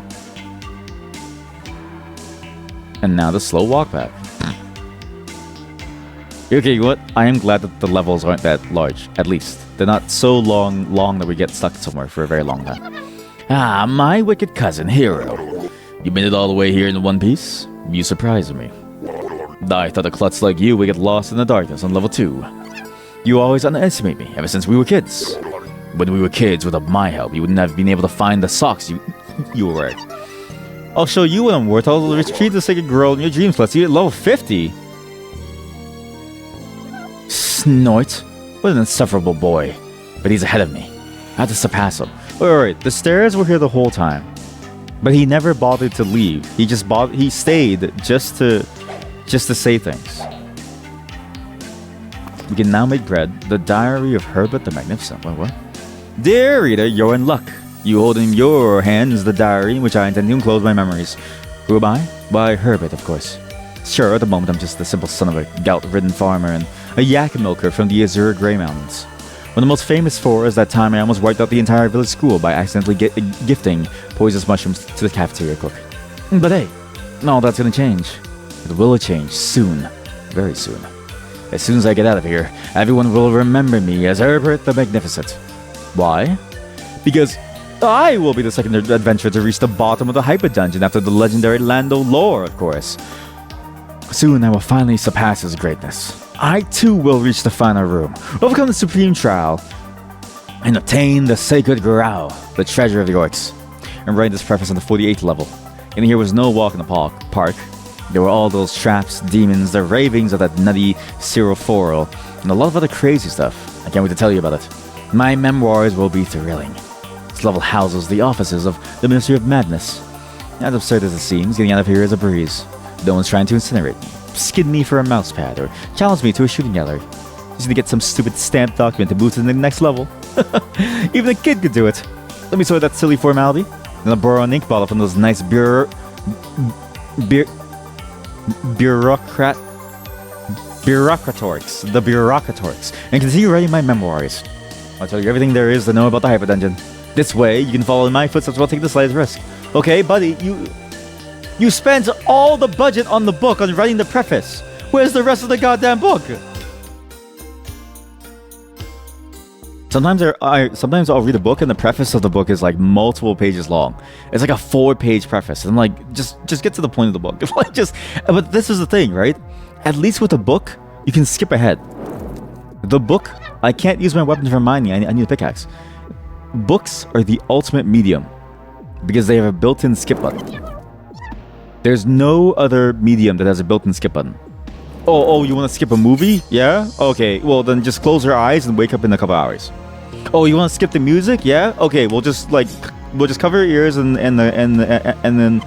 come back in like 2 hours. Greetings. Paloma Pit. Hey there, youngster. What brings you here? I'm gonna quest for the Sacred Growl. You have to dig deep to reach the 50 level. Oh, Paloma here is the toughest miner. Okay, there's a tutorial about mining. Another tutorial coming up. And there's a pickaxe. Okay, cool. Not my sleeping spot. Nope, nada. Empty. Thank you. Insignificant ring and pickaxe. Well done, youngster. Now you have a little side quest for you. Sure. Yes. Excellent, youngster. You know, I've been working the mine since I was 8 years old because I'm agoraphobic. That's good. The concept of somebody being so agoraphobic that they become what's the opposite word that is the opposite of phobic? What's the antonym? What's the antonym of phobic that can be applied the same way as phobic? Easefulness, trust, pleasure. Pleasure? That they're claustropleasurable. Holy shit. The idea of somebody who's so agoraphobic that they're the idea that somebody is such an agoraphobic that they become a claustrophile. That's genius. A claustrophile. I love being down here. I'm glad you appreciate the art of mining too. So they got the 6 copper ores. It's easy to dig up. Even a slender person like you can do it. Hey, I'm not slender. I'm orange woman. Now, and how to do it? Very simple. Just press the approach and press space. Okay, got it. Okay, bye. We'll see your rings actually. I can equip 2 rings. 1 ring to rule them all. 1 ring to find them. 1 ring to bring them all. Another dog to bind them. And there's a ring that isn't good for much. I mean, really, this ring. I have a second ring. I have a simple pendant actually. A pendant wouldn't be much, but it might save you from sudden decapitation. It gives you nothing, but sure. And another ordinary ring with no power. It's probably crafted from the tab of a slime juice can. What? There's juice? Like fruit juice? Wait. You know what's crazy? So, Delicious in Dungeon, that world, they don't eat the monsters. They farm normal animals, right? But there is an entire storyline that you can think of in the real world. Think about it. They see slimes. They see dragon. They see all kinds of things. But why don't they like farm other things? Like, you know how we milk cows? Why don't they like milk slimes? I'm thinking about it. I don't think the entire series, I mean spoilers, ever has a portion where they milk a slime. They're onto something here. Maybe slime girls are the cure to world hunger. We just need to give sentience to mold. If we can give sentience to mold, or like the weird slime that comes up when you leave the chicken outside on the countertop for too long, if we can give sentience to that substance, we might be able to solve world hunger.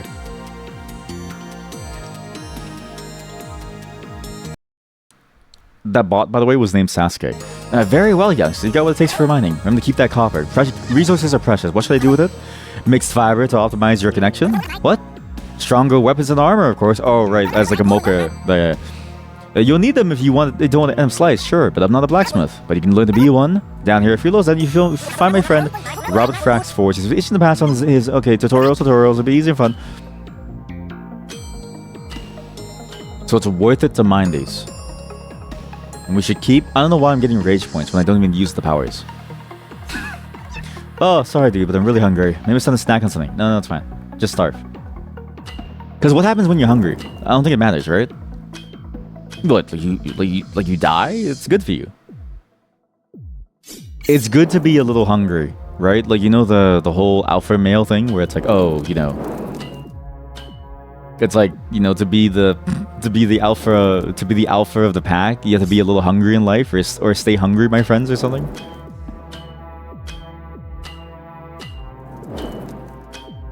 Also, this game being a roguelike is a bit of a fascinating concept. Because if you look at the bottom, it says we've played an hour in this one section. Which, that's a long time. And so it's like, if you die, it might take you hours to beat the game. Which, granted, no roguelike is simple enough that you can play for a very short amount of time.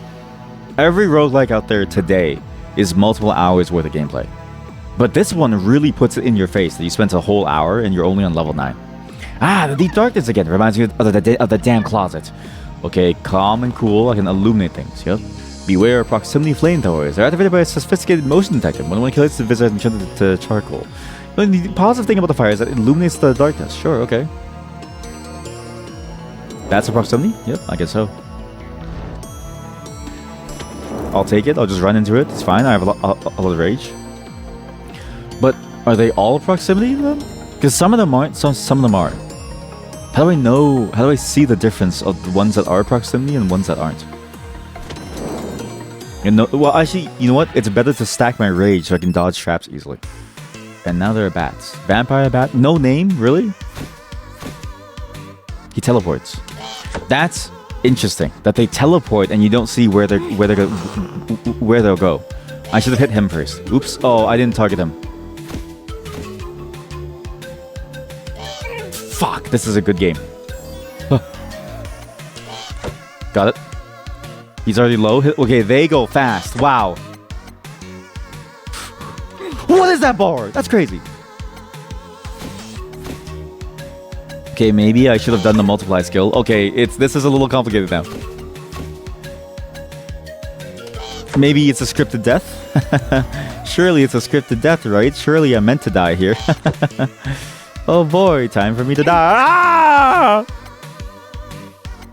Why did I go for the first one? I had 3 tries. I should have just gone for the second one. God, they're so fast. I should have spec'd into speed. If I went for the speed would have been a lot better, I think, because you do damage, right? But it's not really much damage if you wait for a long time to do your damage. Oh god, chat, my eyes are drying out. I can't see. I haven't blinked in like 5 minutes. How long have we been in this fight? It feels like years. I also wonder if the darkness of the level makes it hard for me to see their things, because it's like sometimes I don't get a good bar, like a full bar. I wonder what affects the size of the bar or the presence of some of those things too. Because now that we've been spoiled on the speed thing, right? What else is there? Is it just speed, or is it also other aspects like maybe the darkness of the level or their strength and stuff? Because they have the same things like me, like armor and stuff too. The Memoirs of Chester Copperbot, Treasure Hunter. Well, for all, I don't see why you should read my memoirs. I mean, I'm Chester Bart, the greatest treasure hunter of my era. There's not that we need to explain if I can do this. For one reason, I just test questions. The feat that made me famous for covering the treasure of Powerwall. The damn cave and reaching the ranch. Getting was anything but easy. Dealing with the crew. Imagine the skeletons of like the bone dust. Oh no. The treasure in question was just fine wine bottles. They said the wine was so good. So then the glory and then the penniless. I had a coin to buy 1 lettuce head. Wow. As an excellent salad dressing. What? The wise king was sir. How about the moon 11 James? Since always become unsuper, they're going to child's play. Pharaoh for impressive skeletons. Look, okay, it's just you can't read that fast. All right, you have to go back to school. I don't know how to tell you, but you got to go back to school. Imagine not being able to read at lightning speed. You're actually missing out. Oh, how long does it take you to finish a single book? Oh, 5 years. Loser. I finish books in 2 seconds. You know what's crazy? Bookstores fear me. I go to the store, I flip through all the pages, I recite the entire book. It's in my head now. I memorize the entire thing, and they never get to make money off of it. I don't even buy books. I use the bookstore like a public library. That's a good archetype, actually. Guy, person who reads books and loves books so much and reads them very, very quickly, that uses bookstores as a library. Also, it says I reached the skill cap for this level, so I guess each level you can only gain an X amount of experience in your skills, and also your overall experience, because it's like there's only so many different things that you can do. That's an interesting mechanic, because it feels like, why am I punished for seeking danger? I get the point to not have you overscale, but it's like, isn't that a function of the game then? It's like, isn't that what you want?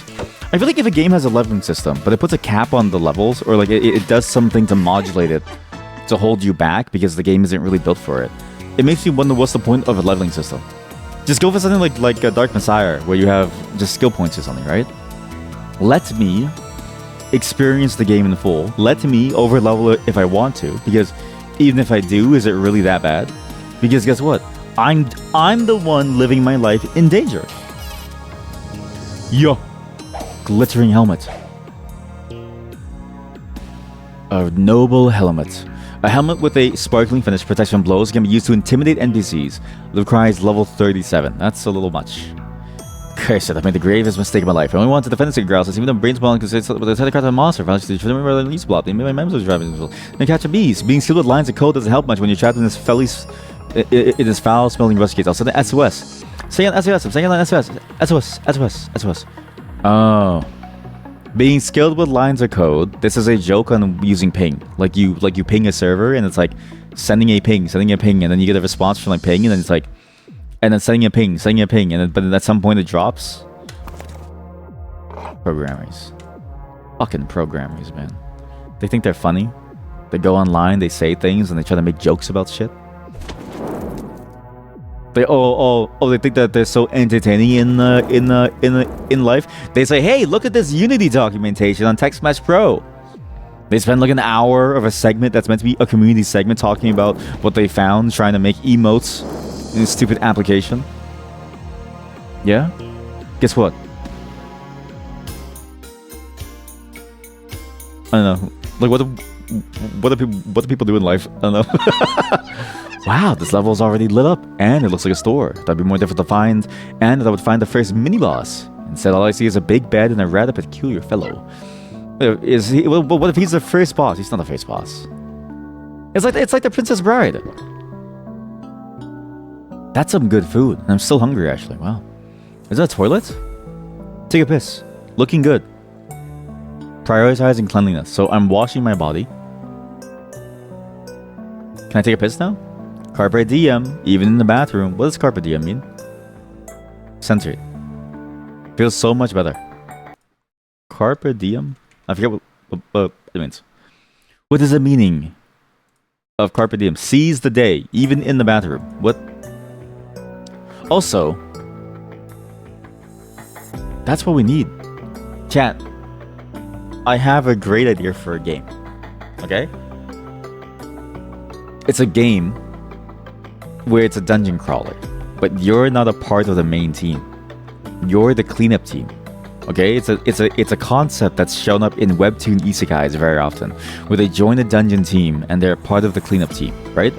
But this time, instead of you cleaning up just the loot, you also have to clean up the feces, because people have to take a shit at some point.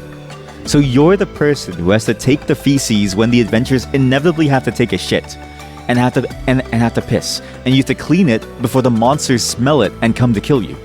So it's like you have to make sure that your party can survive by keeping the high-level monsters away, by hiding all traces of your presence, and while also picking up all the items and organizing the loot, and like making sure that like all like say the pack meals are there, making sure that you set up a meal plan for the nutritions. Wait a minute. Dungeon crawler game where you are not the main party member but are the support character who has no powers but has to do things such as clean up the feces that inevitably exit from your warrior's body in order to hide the scent and prevent higher level monsters from attacking you. Organize the gear organize the gear and loot in a RE4 style inventory system such that your party can always reach the most important stuff without it breaking other stuff at underneath it. So it's like, okay, so it's like, let's say they need to reach for their sword, right? So it's like, e.g. a sword on top. This is all going inside the ideas. It's good. A sword on top that's heavy but required for your warrior to deal damage, and a potion on the bottom that might break if you don't put something in between to soften it, or if the movement is too rocky, right? Have to corral things like your pack mule in order to get them to move along with the party and keep things safe, and have to deal with the party's nutritional needs and have to meal plan for them every day in the dungeon. That actually, I know it sounds like an awful game, But it's like an idle game. It's like an idle game where it's like an idle RPG game where you build your idle party, but instead of building their equipment and the skills, you literally play the team mama. That's fun. I would have fun being the team mama.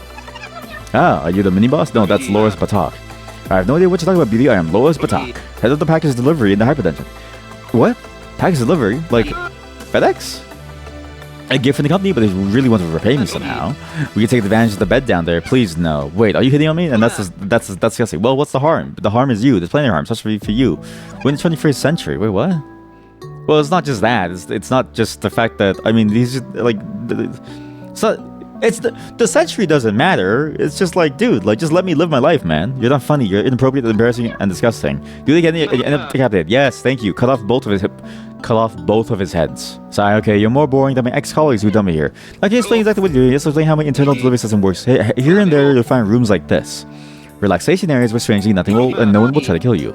They're the best for resting, recovering points, and tidying up your inventory, which tends to become a mess over time. That's true. If you have any excess stuff you don't feel like throwing away, you can put it here in my magical box. I'll take care of bringing it to the next level where you can retrieve it. Interesting, so I can leave all the ingredients of the silly minerals I collected, for example. Exactly. But remember, you can only retrieve them at the next resting area. AKA, you can't even craft in between. The crafting stations are random. See, now we're getting into the complexities of the metagame, okay? Remember that in these sleeping areas, you can cover all hit points by sleeping in this bed. Very convenient, right? Just make sure to have enough food and water upon waking for a good breakfast that will restore your strength. Goodbye, see you at the next area. Okay, bye. Thank God he doesn't stay. Okay, so I can use it at the next point. So all the equipment goes in that I can't use. That's too high level. I'm gonna keep the memoirs just in case. I don't need this one. I don't need that. I'm gonna be honest. The food is kind of useless, and that I haven't needed to eat food to eat food yet. But I guess it's okay. I'll And also eating food is kind of annoying because it heals you too. Like you want to get damaged and then use food. So it's kind of hard to want to just eat the food by itself. I'll starve. I'll starve a little bit more. We'll leave that there. We'll leave this here. And we'll keep everything else though, because I actually do want to just try the crafting thing at some point. Clean sheets, feather pillows, and no hidden traps. Maybe a little nap would do me good. Sure, sleep.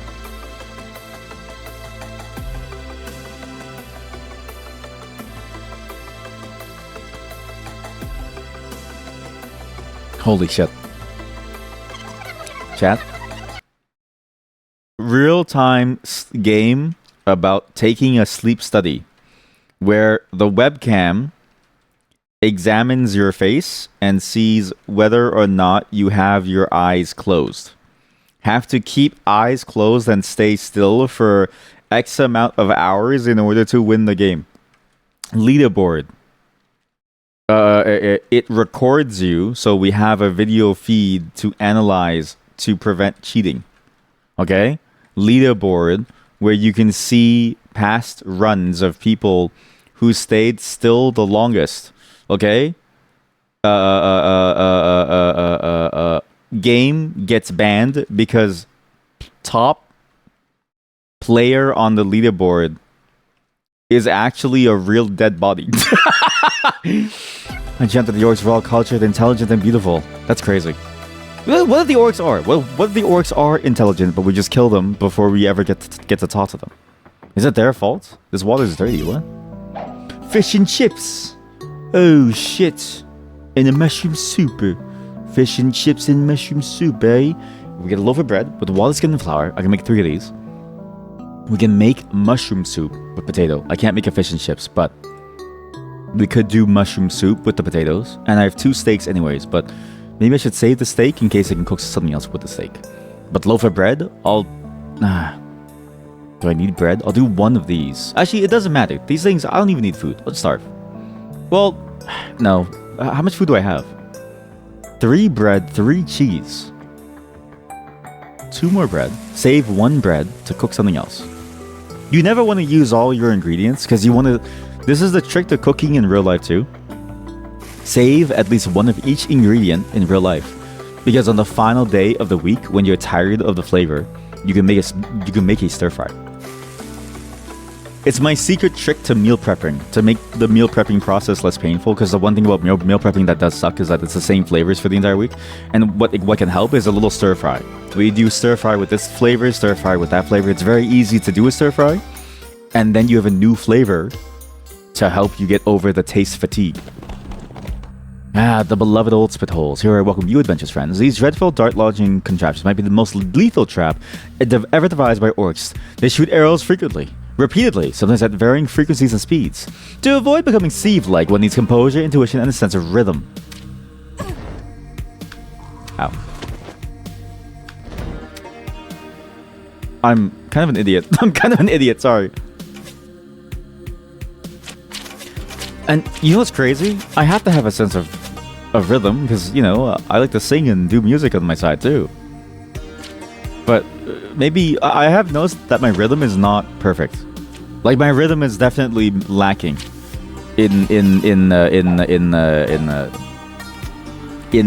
like a drum player can point to a rhythm and say it's like at 104 beats per minute versus 102. I can't do that. I notice at some point it starts to drift off at some point. Oh, Frizz, if only you knew how much I love you. Will ever be able to convince my feelings to you? I can't stop thinking about your gray skin, your thin white hair like spiderwebs, and your violet gems eyes. Even though we're colleagues, you barely give me a chance, and only mutter a few words. And when I try to approach, you immediately create distance between us. What's wrong with me? Yet I'm an attractive elf. Or at least that's what slimy Loris claims. How unhappy I am. I hope to muster the courage to confess my feelings to you someday. Yours forever, Moira. This message will self-destruct sooner or later. Destroy. Hello, chat. Henlo. Thank you for using Henlo. Every time somebody uses Henlo, I imagine them as like a very cute little dog. Like, hello. But then it's like, it's funny because it's like, if I imagine you as a cute little dog, right? The reality is you could be 30, like you could be pushing 50 and you get like a beer belly. But you know what? It doesn't mean that you're not cute. So hello, chat. How are you? We're playing some dungeon crawling. And actually, you're at a good time because we just finished reading. This game, I think, shines the most when you're done all the reading. Every tutorial in the world is a little bit too winded. Because having to learn something is the most boring part of the process of doing things, right?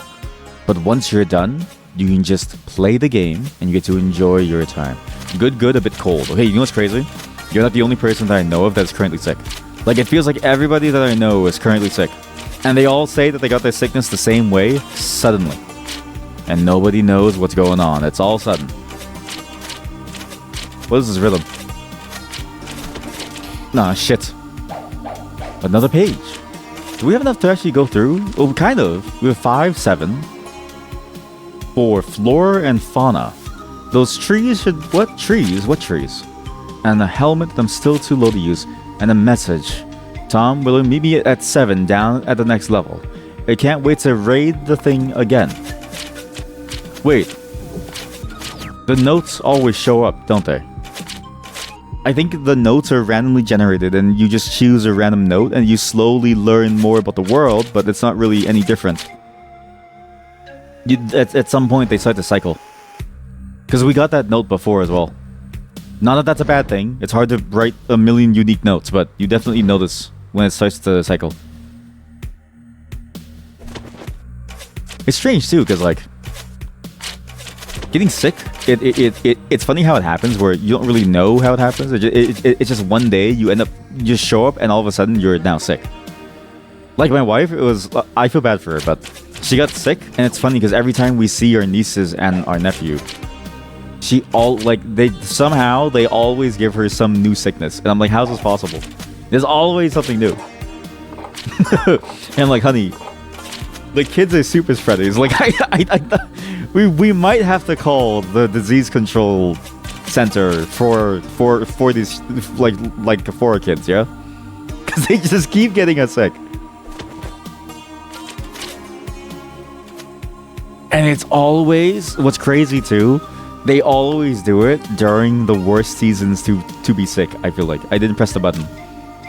I just went to the teleporter. I opened the chest. I didn't press the button. Yeah, LOL. You woke up and suddenly your throat feels like... Yeah, it's just sudden. It's like... And what's crazy, right?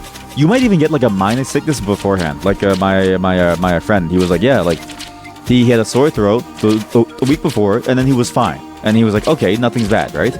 All of a sudden, he says, you know, he was fine, and then boom, now everything was going downhill. They call it Thresh Thursday. And now he's out for the count. Now he just stays home and plays Marvel Rivals, which he did before, but now he does too. And it's good for us because we get to play more games, but you know, that's how you know that he's sick, because he's always home. Orcish prayer to Pack Frutigar. Oh, Pack Frutigar, God of plenty divine, grant us fresh fruits to fill our bellies line. Cherries, strawberries, oranges, grapes, and apples, fresh, succulent, and sweet like honey's ripples. Oh, Pack Frutigar, forsake us never, bestow us upon us fruits that will last forever. We swear true, no falsehood in our plea. They see you, who savor rich fruit jubilee. I thought it was a jubilee. No, not a jubilee. Oh my god, slimes! Yes, slime girls! Urgh. Slimes must be a good source of food. Just think about this. The body of a slime is always slimy, right? So you could theoretically just shave off a little bit more slime juice every single day. Sure, our character says they smell bad, but all food smells bad if you don't eat it on a daily basis. So I think they must smell delicious at some point. You just shave off like a layer of slime every single day, exactly like Dungeon Meshi. But the texture would suck though. But this is the thing, okay? Think about this. It depends on how slimy it is, okay? Because think about this. Egg drop soup is a little slimy, but it's the best soup ever invented. It's egg drops that you put inside the soup. It's got the flavor of whatever bouillon that you use, and it's got crab meat. So is it that slimy, or is it slime like snot? Or, and this is something that I thought about recently, because every time I take a shit, my nose gets very runny, and so there's like a giant slime that I have to blow out of my nose. But theoretically, people would love to eat snot if it didn't come from your nose. Because if you've ever accidentally like sucked in the snot from your nose and it went down to your mouth, and you kind of taste that saltiness, right? It's a little close. It's a little too close to egg drop soup. Like it's a little too close to egg drop soup. But it's like egg drop soup from a stove. Delicious.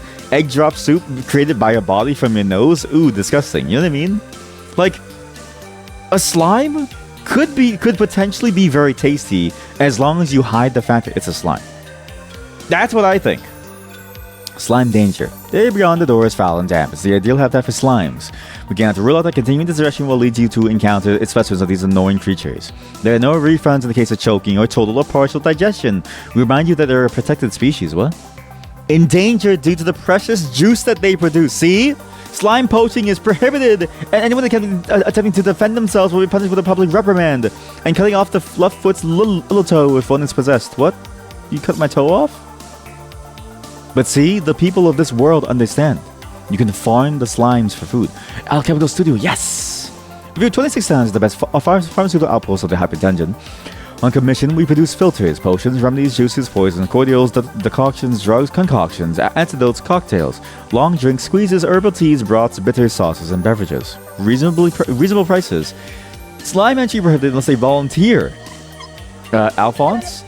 Wrong! I am his brother Pascal! I wonder how you could have confused us. We don't look alike at all. Yes, you do.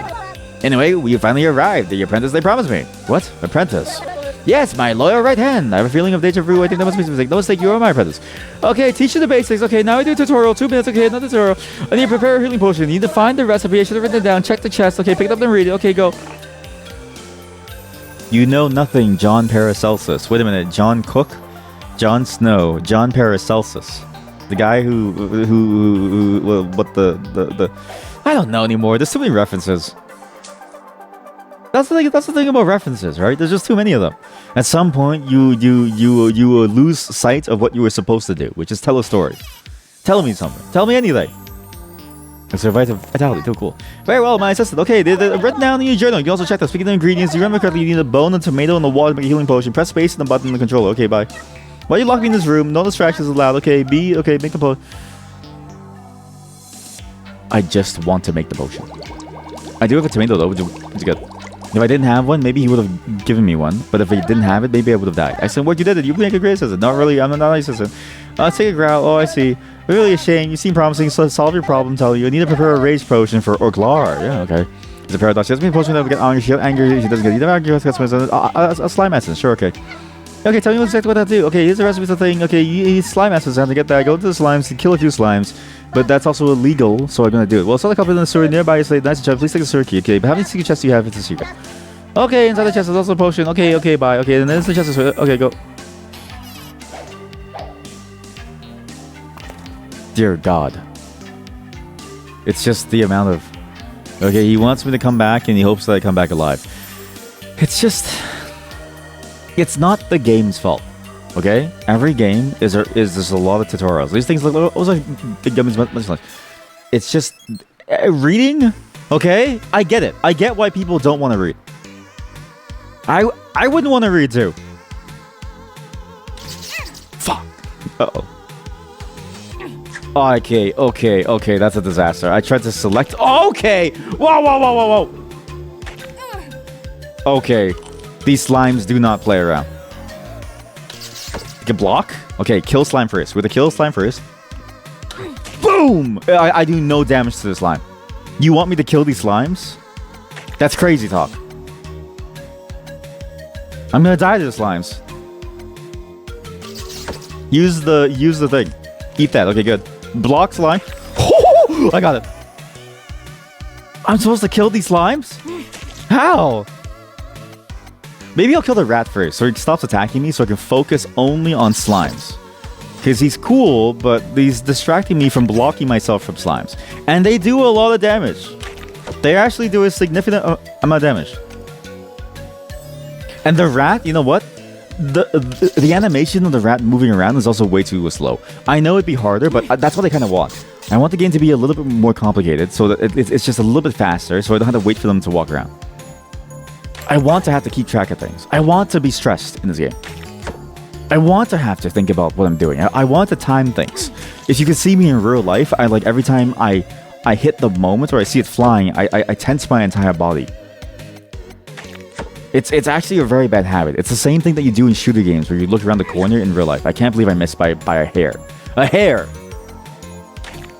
Okay, the slimes are slowing down. Except for this one, maybe. They're slowing down. I can see it now. I'm like Neo in the...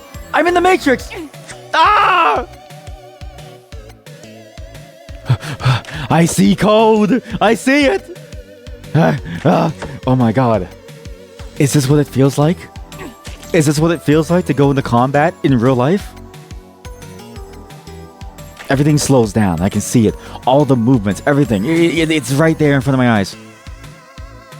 I'm the best warrior. Okay, don't mess with it. We're okay. I did run out of food though, but it did recover my... Oh! Maybe when I ate food, it made it easier. Because I was very hungry too. I wonder if that helped my conditions somehow. You might have just jinxed it. Yeah, I probably did I kind of jinxed it, yeah. But hey, you know, we did pretty good for the time being. It wasn't too bad. Beast style of brutality. Nothing here, nothing here, nothing worth keeping, nothing here. But we get water skin and a potato. And we get heavy flail. Oh, unique weapon, eh? That activates upon landing it. Perfect. Okay, check it out. Heavy flail of vulnerability. I have a flail to atone for sins, increasing my damage by +2 on both sides, and perfect critical, as long as I hit 98%. With a perfectly executed critical hit, the enemy becomes vulnerable, decreasing its defense for a period of time. Same with the blade, but I'm a mace wielder. That's good. Also, I'm realizing I should keep a second weapon because if I max out EXP on one weapon, presumably I can still get EXP on the second weapon. Presumably. Here's your Elixir of Wrath. Excellent, that's really worth me. You have saved me from the wrath of that crazy orc lady. Okay, you're now able to access the most arcane. Here's another secret chest for you. Here's a special potion for you. Potion that'll help you see better in the dark. Cool, I never liked the dark. Okay, bye. Maybe we do get more nourishment. Because, I don't... Rage is cool, but it's not like I'm really getting much value from using Rage. Like a Twilight Vision. Here it is. So she can run this potion at the beginning of the dark. Let's see that. Okay, cool. Okay, great. Perfect. Okay, thank you. Bye. Any new items? No. I'm the same level as I was before, but this helps me see in the dark now. And she's spider legs. Cool. Great. We have a really cool weapon that does presumably a lot more damage if the damage min and max are scaled the way that I think that they do. Because I don't think it's a dice roll. I think it depends on how you're able to, like, where you press the button. Like, closer to the end, it seems like your damage goes higher. If you do it too early, your damage goes lower. Presumably, this is good. Hey, Pascal. If you want your stupid alchemy lab to continue to exist, you better tell me that my potion is ready. Of course, my queen. Here it is, right here. Very well, Pascal. Perhaps I underestimated you. Keep serving me like this and you will go far. Certainly, my queen. I ask for nothing more. Since the little codger left there, she's becoming more and more insufferable. But we'll have to deal with just to live in peace. It seems like we need to kill Orklara to free the people of this dungeon from her tyranny. What is this image? Would you look at that? Why is she so big-breasted? Wow, the forest and the darkness underground. I thought I would leave the dungeon to go to a forest, but I'm still inside. The entropic nature challenges things. I can't use my weapon for chopping trees. Wait, the journal said something about this. Holy shit, that's a lot of things. Ah, Orklara, how can one not... Population unique, intelligence high. What? The Pascal brothers, there's 3 of them. Paloma Pit, Orc, Loris Batak, Hero, Heroine, Alphonse, Tuthor, Troll, Vampire Bat, Ratty. Where is the recipes? No. Story. Yeah, here we go. Floor, here we go. Here's a riddle. What the forests have to do with dungeons? Not a thing, usually. This was a normal place. The most advanced plant life were turnips, potatoes, and carrots at the higher levels, near the surface. But ever since the catastrophe I've already bored you about shook everything up, lush forests and jungles have popped up here and there in the hyper dungeon. Indeed, progressing through the levels, you might encounter poplar groves, pine forest, beech, chestnut, and cypress woods. There are probably chunks of a forest from some parallel universe catapulted here. Timber in the hyper dungeons are a precious resource, but an old wise friend of mine says that felling trees is a terrible idea. What? Partly not to destroy the place's natural resources, and partly because the spirits who protect its trees are touchy types. If they catch you messing with an axe in your trunk, they would gouge your eyes out. Well, I don't care about that. I'll kill them, and I'll take their wood for me. And the big-breasted lady is over there, and she can help me figure out how to cut the trees down. It's like comical too, because it's like, it must be so annoying to cut trees with big breasts. You know what I mean? Because you gotta swing, and like I've heard from people with big breasts who run around. It's like, yeah, it hurts when it swings, because all that weight like stretches it, and like he pulls on it, and then moves your back and your bones and shit like that. So it's like, imagine trying to do that for a tree where you go sideways, and then on top of that, it messes up your stance. Good day. Hey, sweetness, what brings you around here? Big Joan Long Thigh? Wait for the sake of growl, I'll find this. Instead of wasting time with fucking stuff like that, you should think about chopping down as many trees as possible.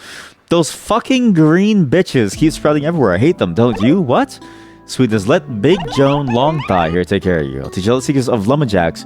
I'll make you a fucking deforestation ace. Why are you so angry? Another tutorial. Grab this. When do I get to finish the tutorials? Yes, I'll do it.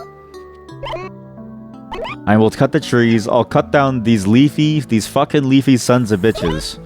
Damn it, fucking news spread by these fucking eco mages. Wait, what? wait.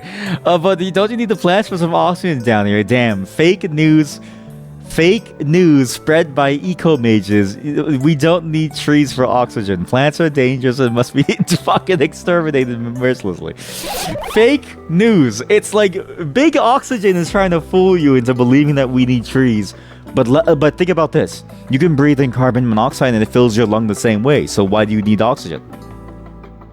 Carbon monoxide has oxide in it, and oxide, as I'm sure you're all aware, is one oxygen.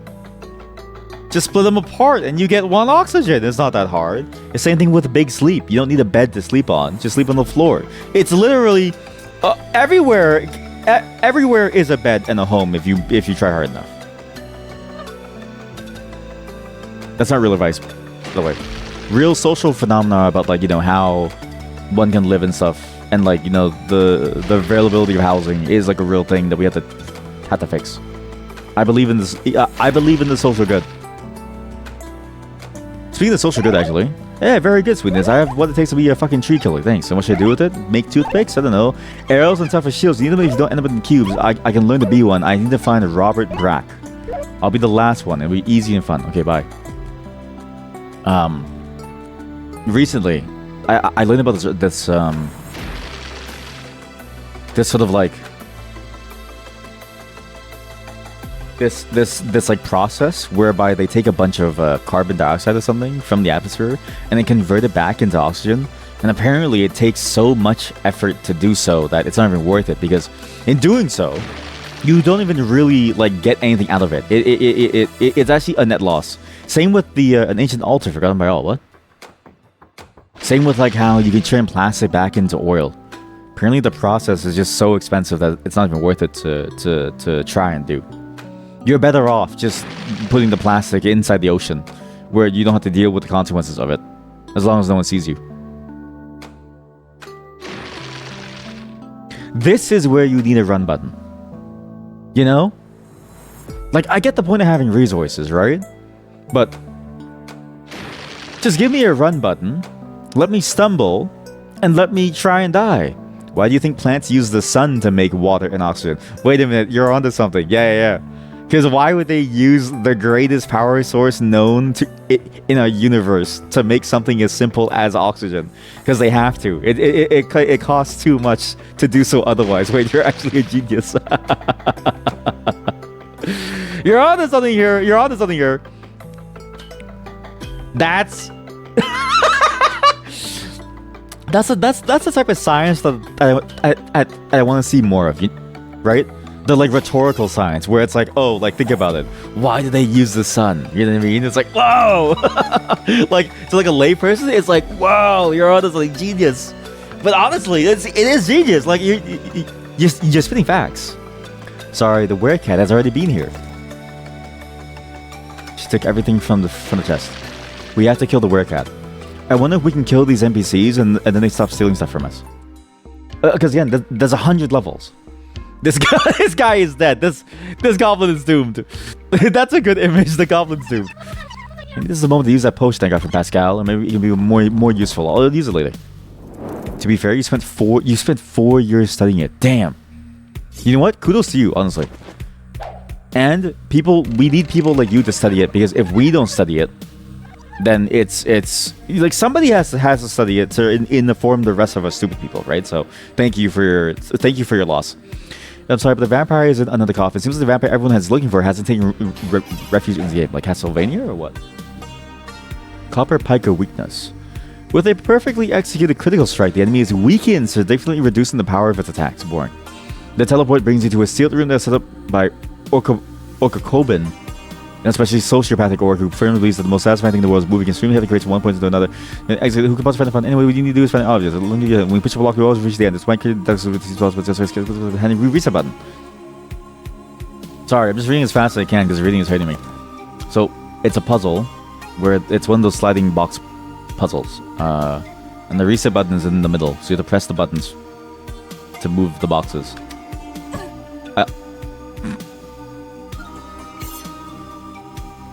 It's always fun to learn what different people study in life, because it's like, especially when it's a field that I've never even thought of, right? Because really thinking about it, somebody has to have studied it for us to know about it, right?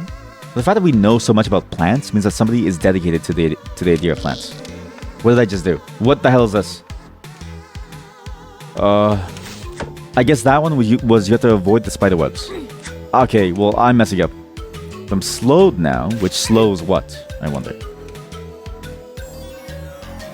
Also, I see why there's a number now. It is a little hard to tell from the bar alone who's going next.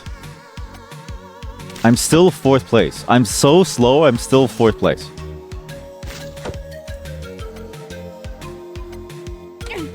Ooh, that's good. 1 shot, 1 kill. Avoid the web. I dodged it. Okay, good. So that one is you have to get to the empty spaces. And if you get to the empty spaces, then you'll be able to avoid the slow debuff. Perfect. Now you just need to kill the spider. I missed so hard. This is a cool... again, such a simple mechanic on the surface, but as they add more and more to it, it gets so much more interesting. Because it's simple in the sense of you just need to click at the right time, but it's what you need to keep track of and how and sort of like what your timing is. It changes, and their attacks change the patterns that you have to learn. That's how it's so effective at giving you like a new sense of gameplay without really changing much of the core way that you interact with it. Very nice. This is a good game. We're coming up to 2 hours though, so it's a bit late, but we'll have to move on very soon. As good as this game is, we're playing a lot of games today, so we'll have to step away from it soon. There's actually a bunch of games that I'm actually excited to try out, because a lot of games decided to come out today and the 28th of October. I don't really know why, but it makes it complicated for me because I haven't finished a single game yet. Of the games that we played, and there's a lot of them, we haven't finished any of them. But this is one that I really want to finish because the gameplay is really good. Again, really good dungeon crawler. The only flaw is you just move way too slowly. And maybe the story and the text can be a little long-winded, but it's more a problem of like any game. At some point, you eventually get to a point where there's no more story left because you're done with the story and you just play the game, right? It's like learning a roguelike for the first time. You ever try to learn a roguelike? It takes forever. You have to learn like what this symbol does. Oh, what does it mean to use potions like this? Oh, now I'm dead. It just takes a while. But once you get past that hump, you get to the core of the game, and the core of this game is fantastic. Genuinely good. Although now I'm a bit lost. Is there a secret wall to go inside that room? On my right side. No. How do I get inside that room? Oh. Now the teleporter pad is open. I see. It wasn't open before because I flipped the switch. Right. Or maybe I just... I don't know why it's open, actually. And it's a slime. But yeah, it's weird, too, because like the writing isn't necessarily bad. It's just something about the quality of the writing. It's just very verbose about every little thing. Oops, the teleportation has been deactivated. Looks like I'll have to solve this puzzle. Yep. Go here. So... Oh? Oh no, not again. Not these puzzles. No, please, not this again. Reset to be used when you irreversibly mess up the situation. Okay, so that's a reset. To do this is simple. I just need to do these two. I can push this one over here, push it down here to set up this button. But then I can't move this box away again. Wow, contact makes a slip. Yep. So, but I can stand on it. But how do I get this button down here, right? It's a little complicated. Whereas, like, if I do it like this, I can then go... No, I can't. I can't do that at all. Wait. I'm stupid. I was trying to go... I'm an idiot. Why don't we solve it the obvious way? We'll do the obvious solution. Maybe this bottom one is way simpler than I realized. I'm just overcomplicating it.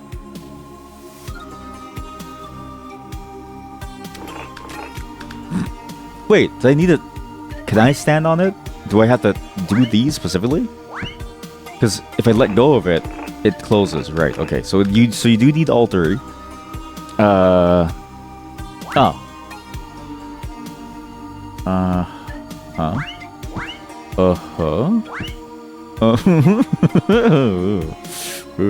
I almost... Wait, can you soft lock yourself and block the reset button? Probably not, right? But how do I do this then? Give me a second. Maybe this is a good ending point for the game. As we end on a puzzle that my brain cannot handle at the moment. Oh, I got it. We gotta go like this. You gotta go over here. You gotta go over here. What am I doing? What? What? Yeah. I get it. Like that. The boom, and then boom, and then there we go. There we go. Perfect. Yeah, perfect. Ah, gold coin, scratch cure ass. Pierogi. We can make pierogies. And I get a scratch cure ass. That totally didn't take me a very long time. And that totally was not way easy. It was easy once you realize it, as all puzzles are. But that puzzle was really easy once you realize it. Like, embarrassingly easy to the point where I sort of wonder, maybe I need to go back to school. Maybe I need to do like a... We should do... Wait a minute. We should do like a daily Nintendo DS brain brain game. The skeleton seems more fit than the other weekend ones I've counted so far. Better be careful, sure. We should do those Nintendo DS a daily brain game every day. Andorra? It's coming from backwards. That's interesting. Okay, it's all messed up. Effervescent fervor, beast style brutality. Yeah! What? Oh shit! Oh fuck! Chat, I don't have the healing items. I messed up. Yeah. Okay. Okay. This is crazy because it does a stop motion too. Fuck. Ooh, vulnerable. Fuck. He flipped. He flipped the sides. He flipped the sides. I'm dead.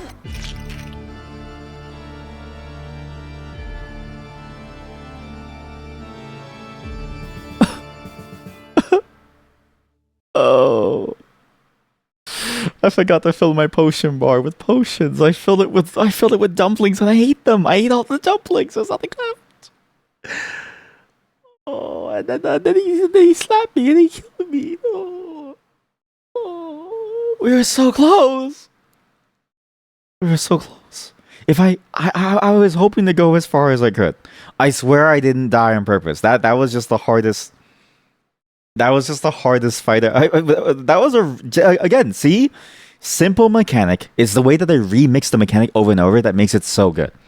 And again, that's the fun of these games. Is you have to learn and adapt to what's going on, and it keeps you focused. Like it's better than a JRPG because it keeps you focused on what you're doing, and it rewards you for being better at the game. And even my decision of what skills to use, how to prepare for fights, like it matters. It's a beautiful execution of a game. It just needs a sprint button. And once you're done the tutorial, hopefully we're done with the tutorials now. But it's a good game to do in like bite-sized chunks where day 1 is tutorial, day 2 is you play the game. But then that's where it needs a sprint button. So you already do connections every day. You know what? But connections, I'm too stupid for that. I need to start small. So we do Nintendo DS Brain Game into connections. You thought it said killed by a fierce fool. No, because I'm the fierce fool. Right? It wouldn't make any sense. The fierce fool killed by the fierce fool. But you're right. I also thought that it was an L too. That also, I like that dead AF emote. I keep forgetting I have it. So cool. Okay, we die, and what happens when you die? Journey onward. What does that mean? Because it's not starting a new game. It just says journey onward. It's different from starting a new game. So what happens now? Do I get to come back to life? Does it reload the level? Because it's a roguelike in the sense that the level recreates itself. Also, the meme of the 3 dragon heads. This game is full of memes. It was the moment what? So I see. It starts you at the level that you were, and you would continue from this level. That's an interesting way of doing it. What? Punch Express. You wiped out an enemy with a single hit. Someone had issues. Premature death. You know what? That's a cool way of doing it. You don't lose all your progress. You don't have to go from level 1 to 20 again, because that's sort of the boring levels of a game, right? The early game of a game is sort of always the more boring portion of it. And you get to skip right to where you died, which is presumably where you want to go back to anyways to get more experience in dealing with that, right? So you always get to work towards the next major portion of the game. This game is brilliant. It's a great game. Combat is fantastic. Exploration needs some work with the sprint button. Story takes a while to get into, but it is humorous enough that you can stick with it. And it works. It works as a whole. Honestly, really solid game. And genuinely tense. I know it's hard to sort of see because it's just a blocky game, right? But it's the blocks really hurt you. And we've only been dealing with 2 or 3 enemies at a time. Imagine like 8 enemies all at the same time. You have a great idea? Say it. You get to be the final idea. Laldol as the daily brain game. Okay, that's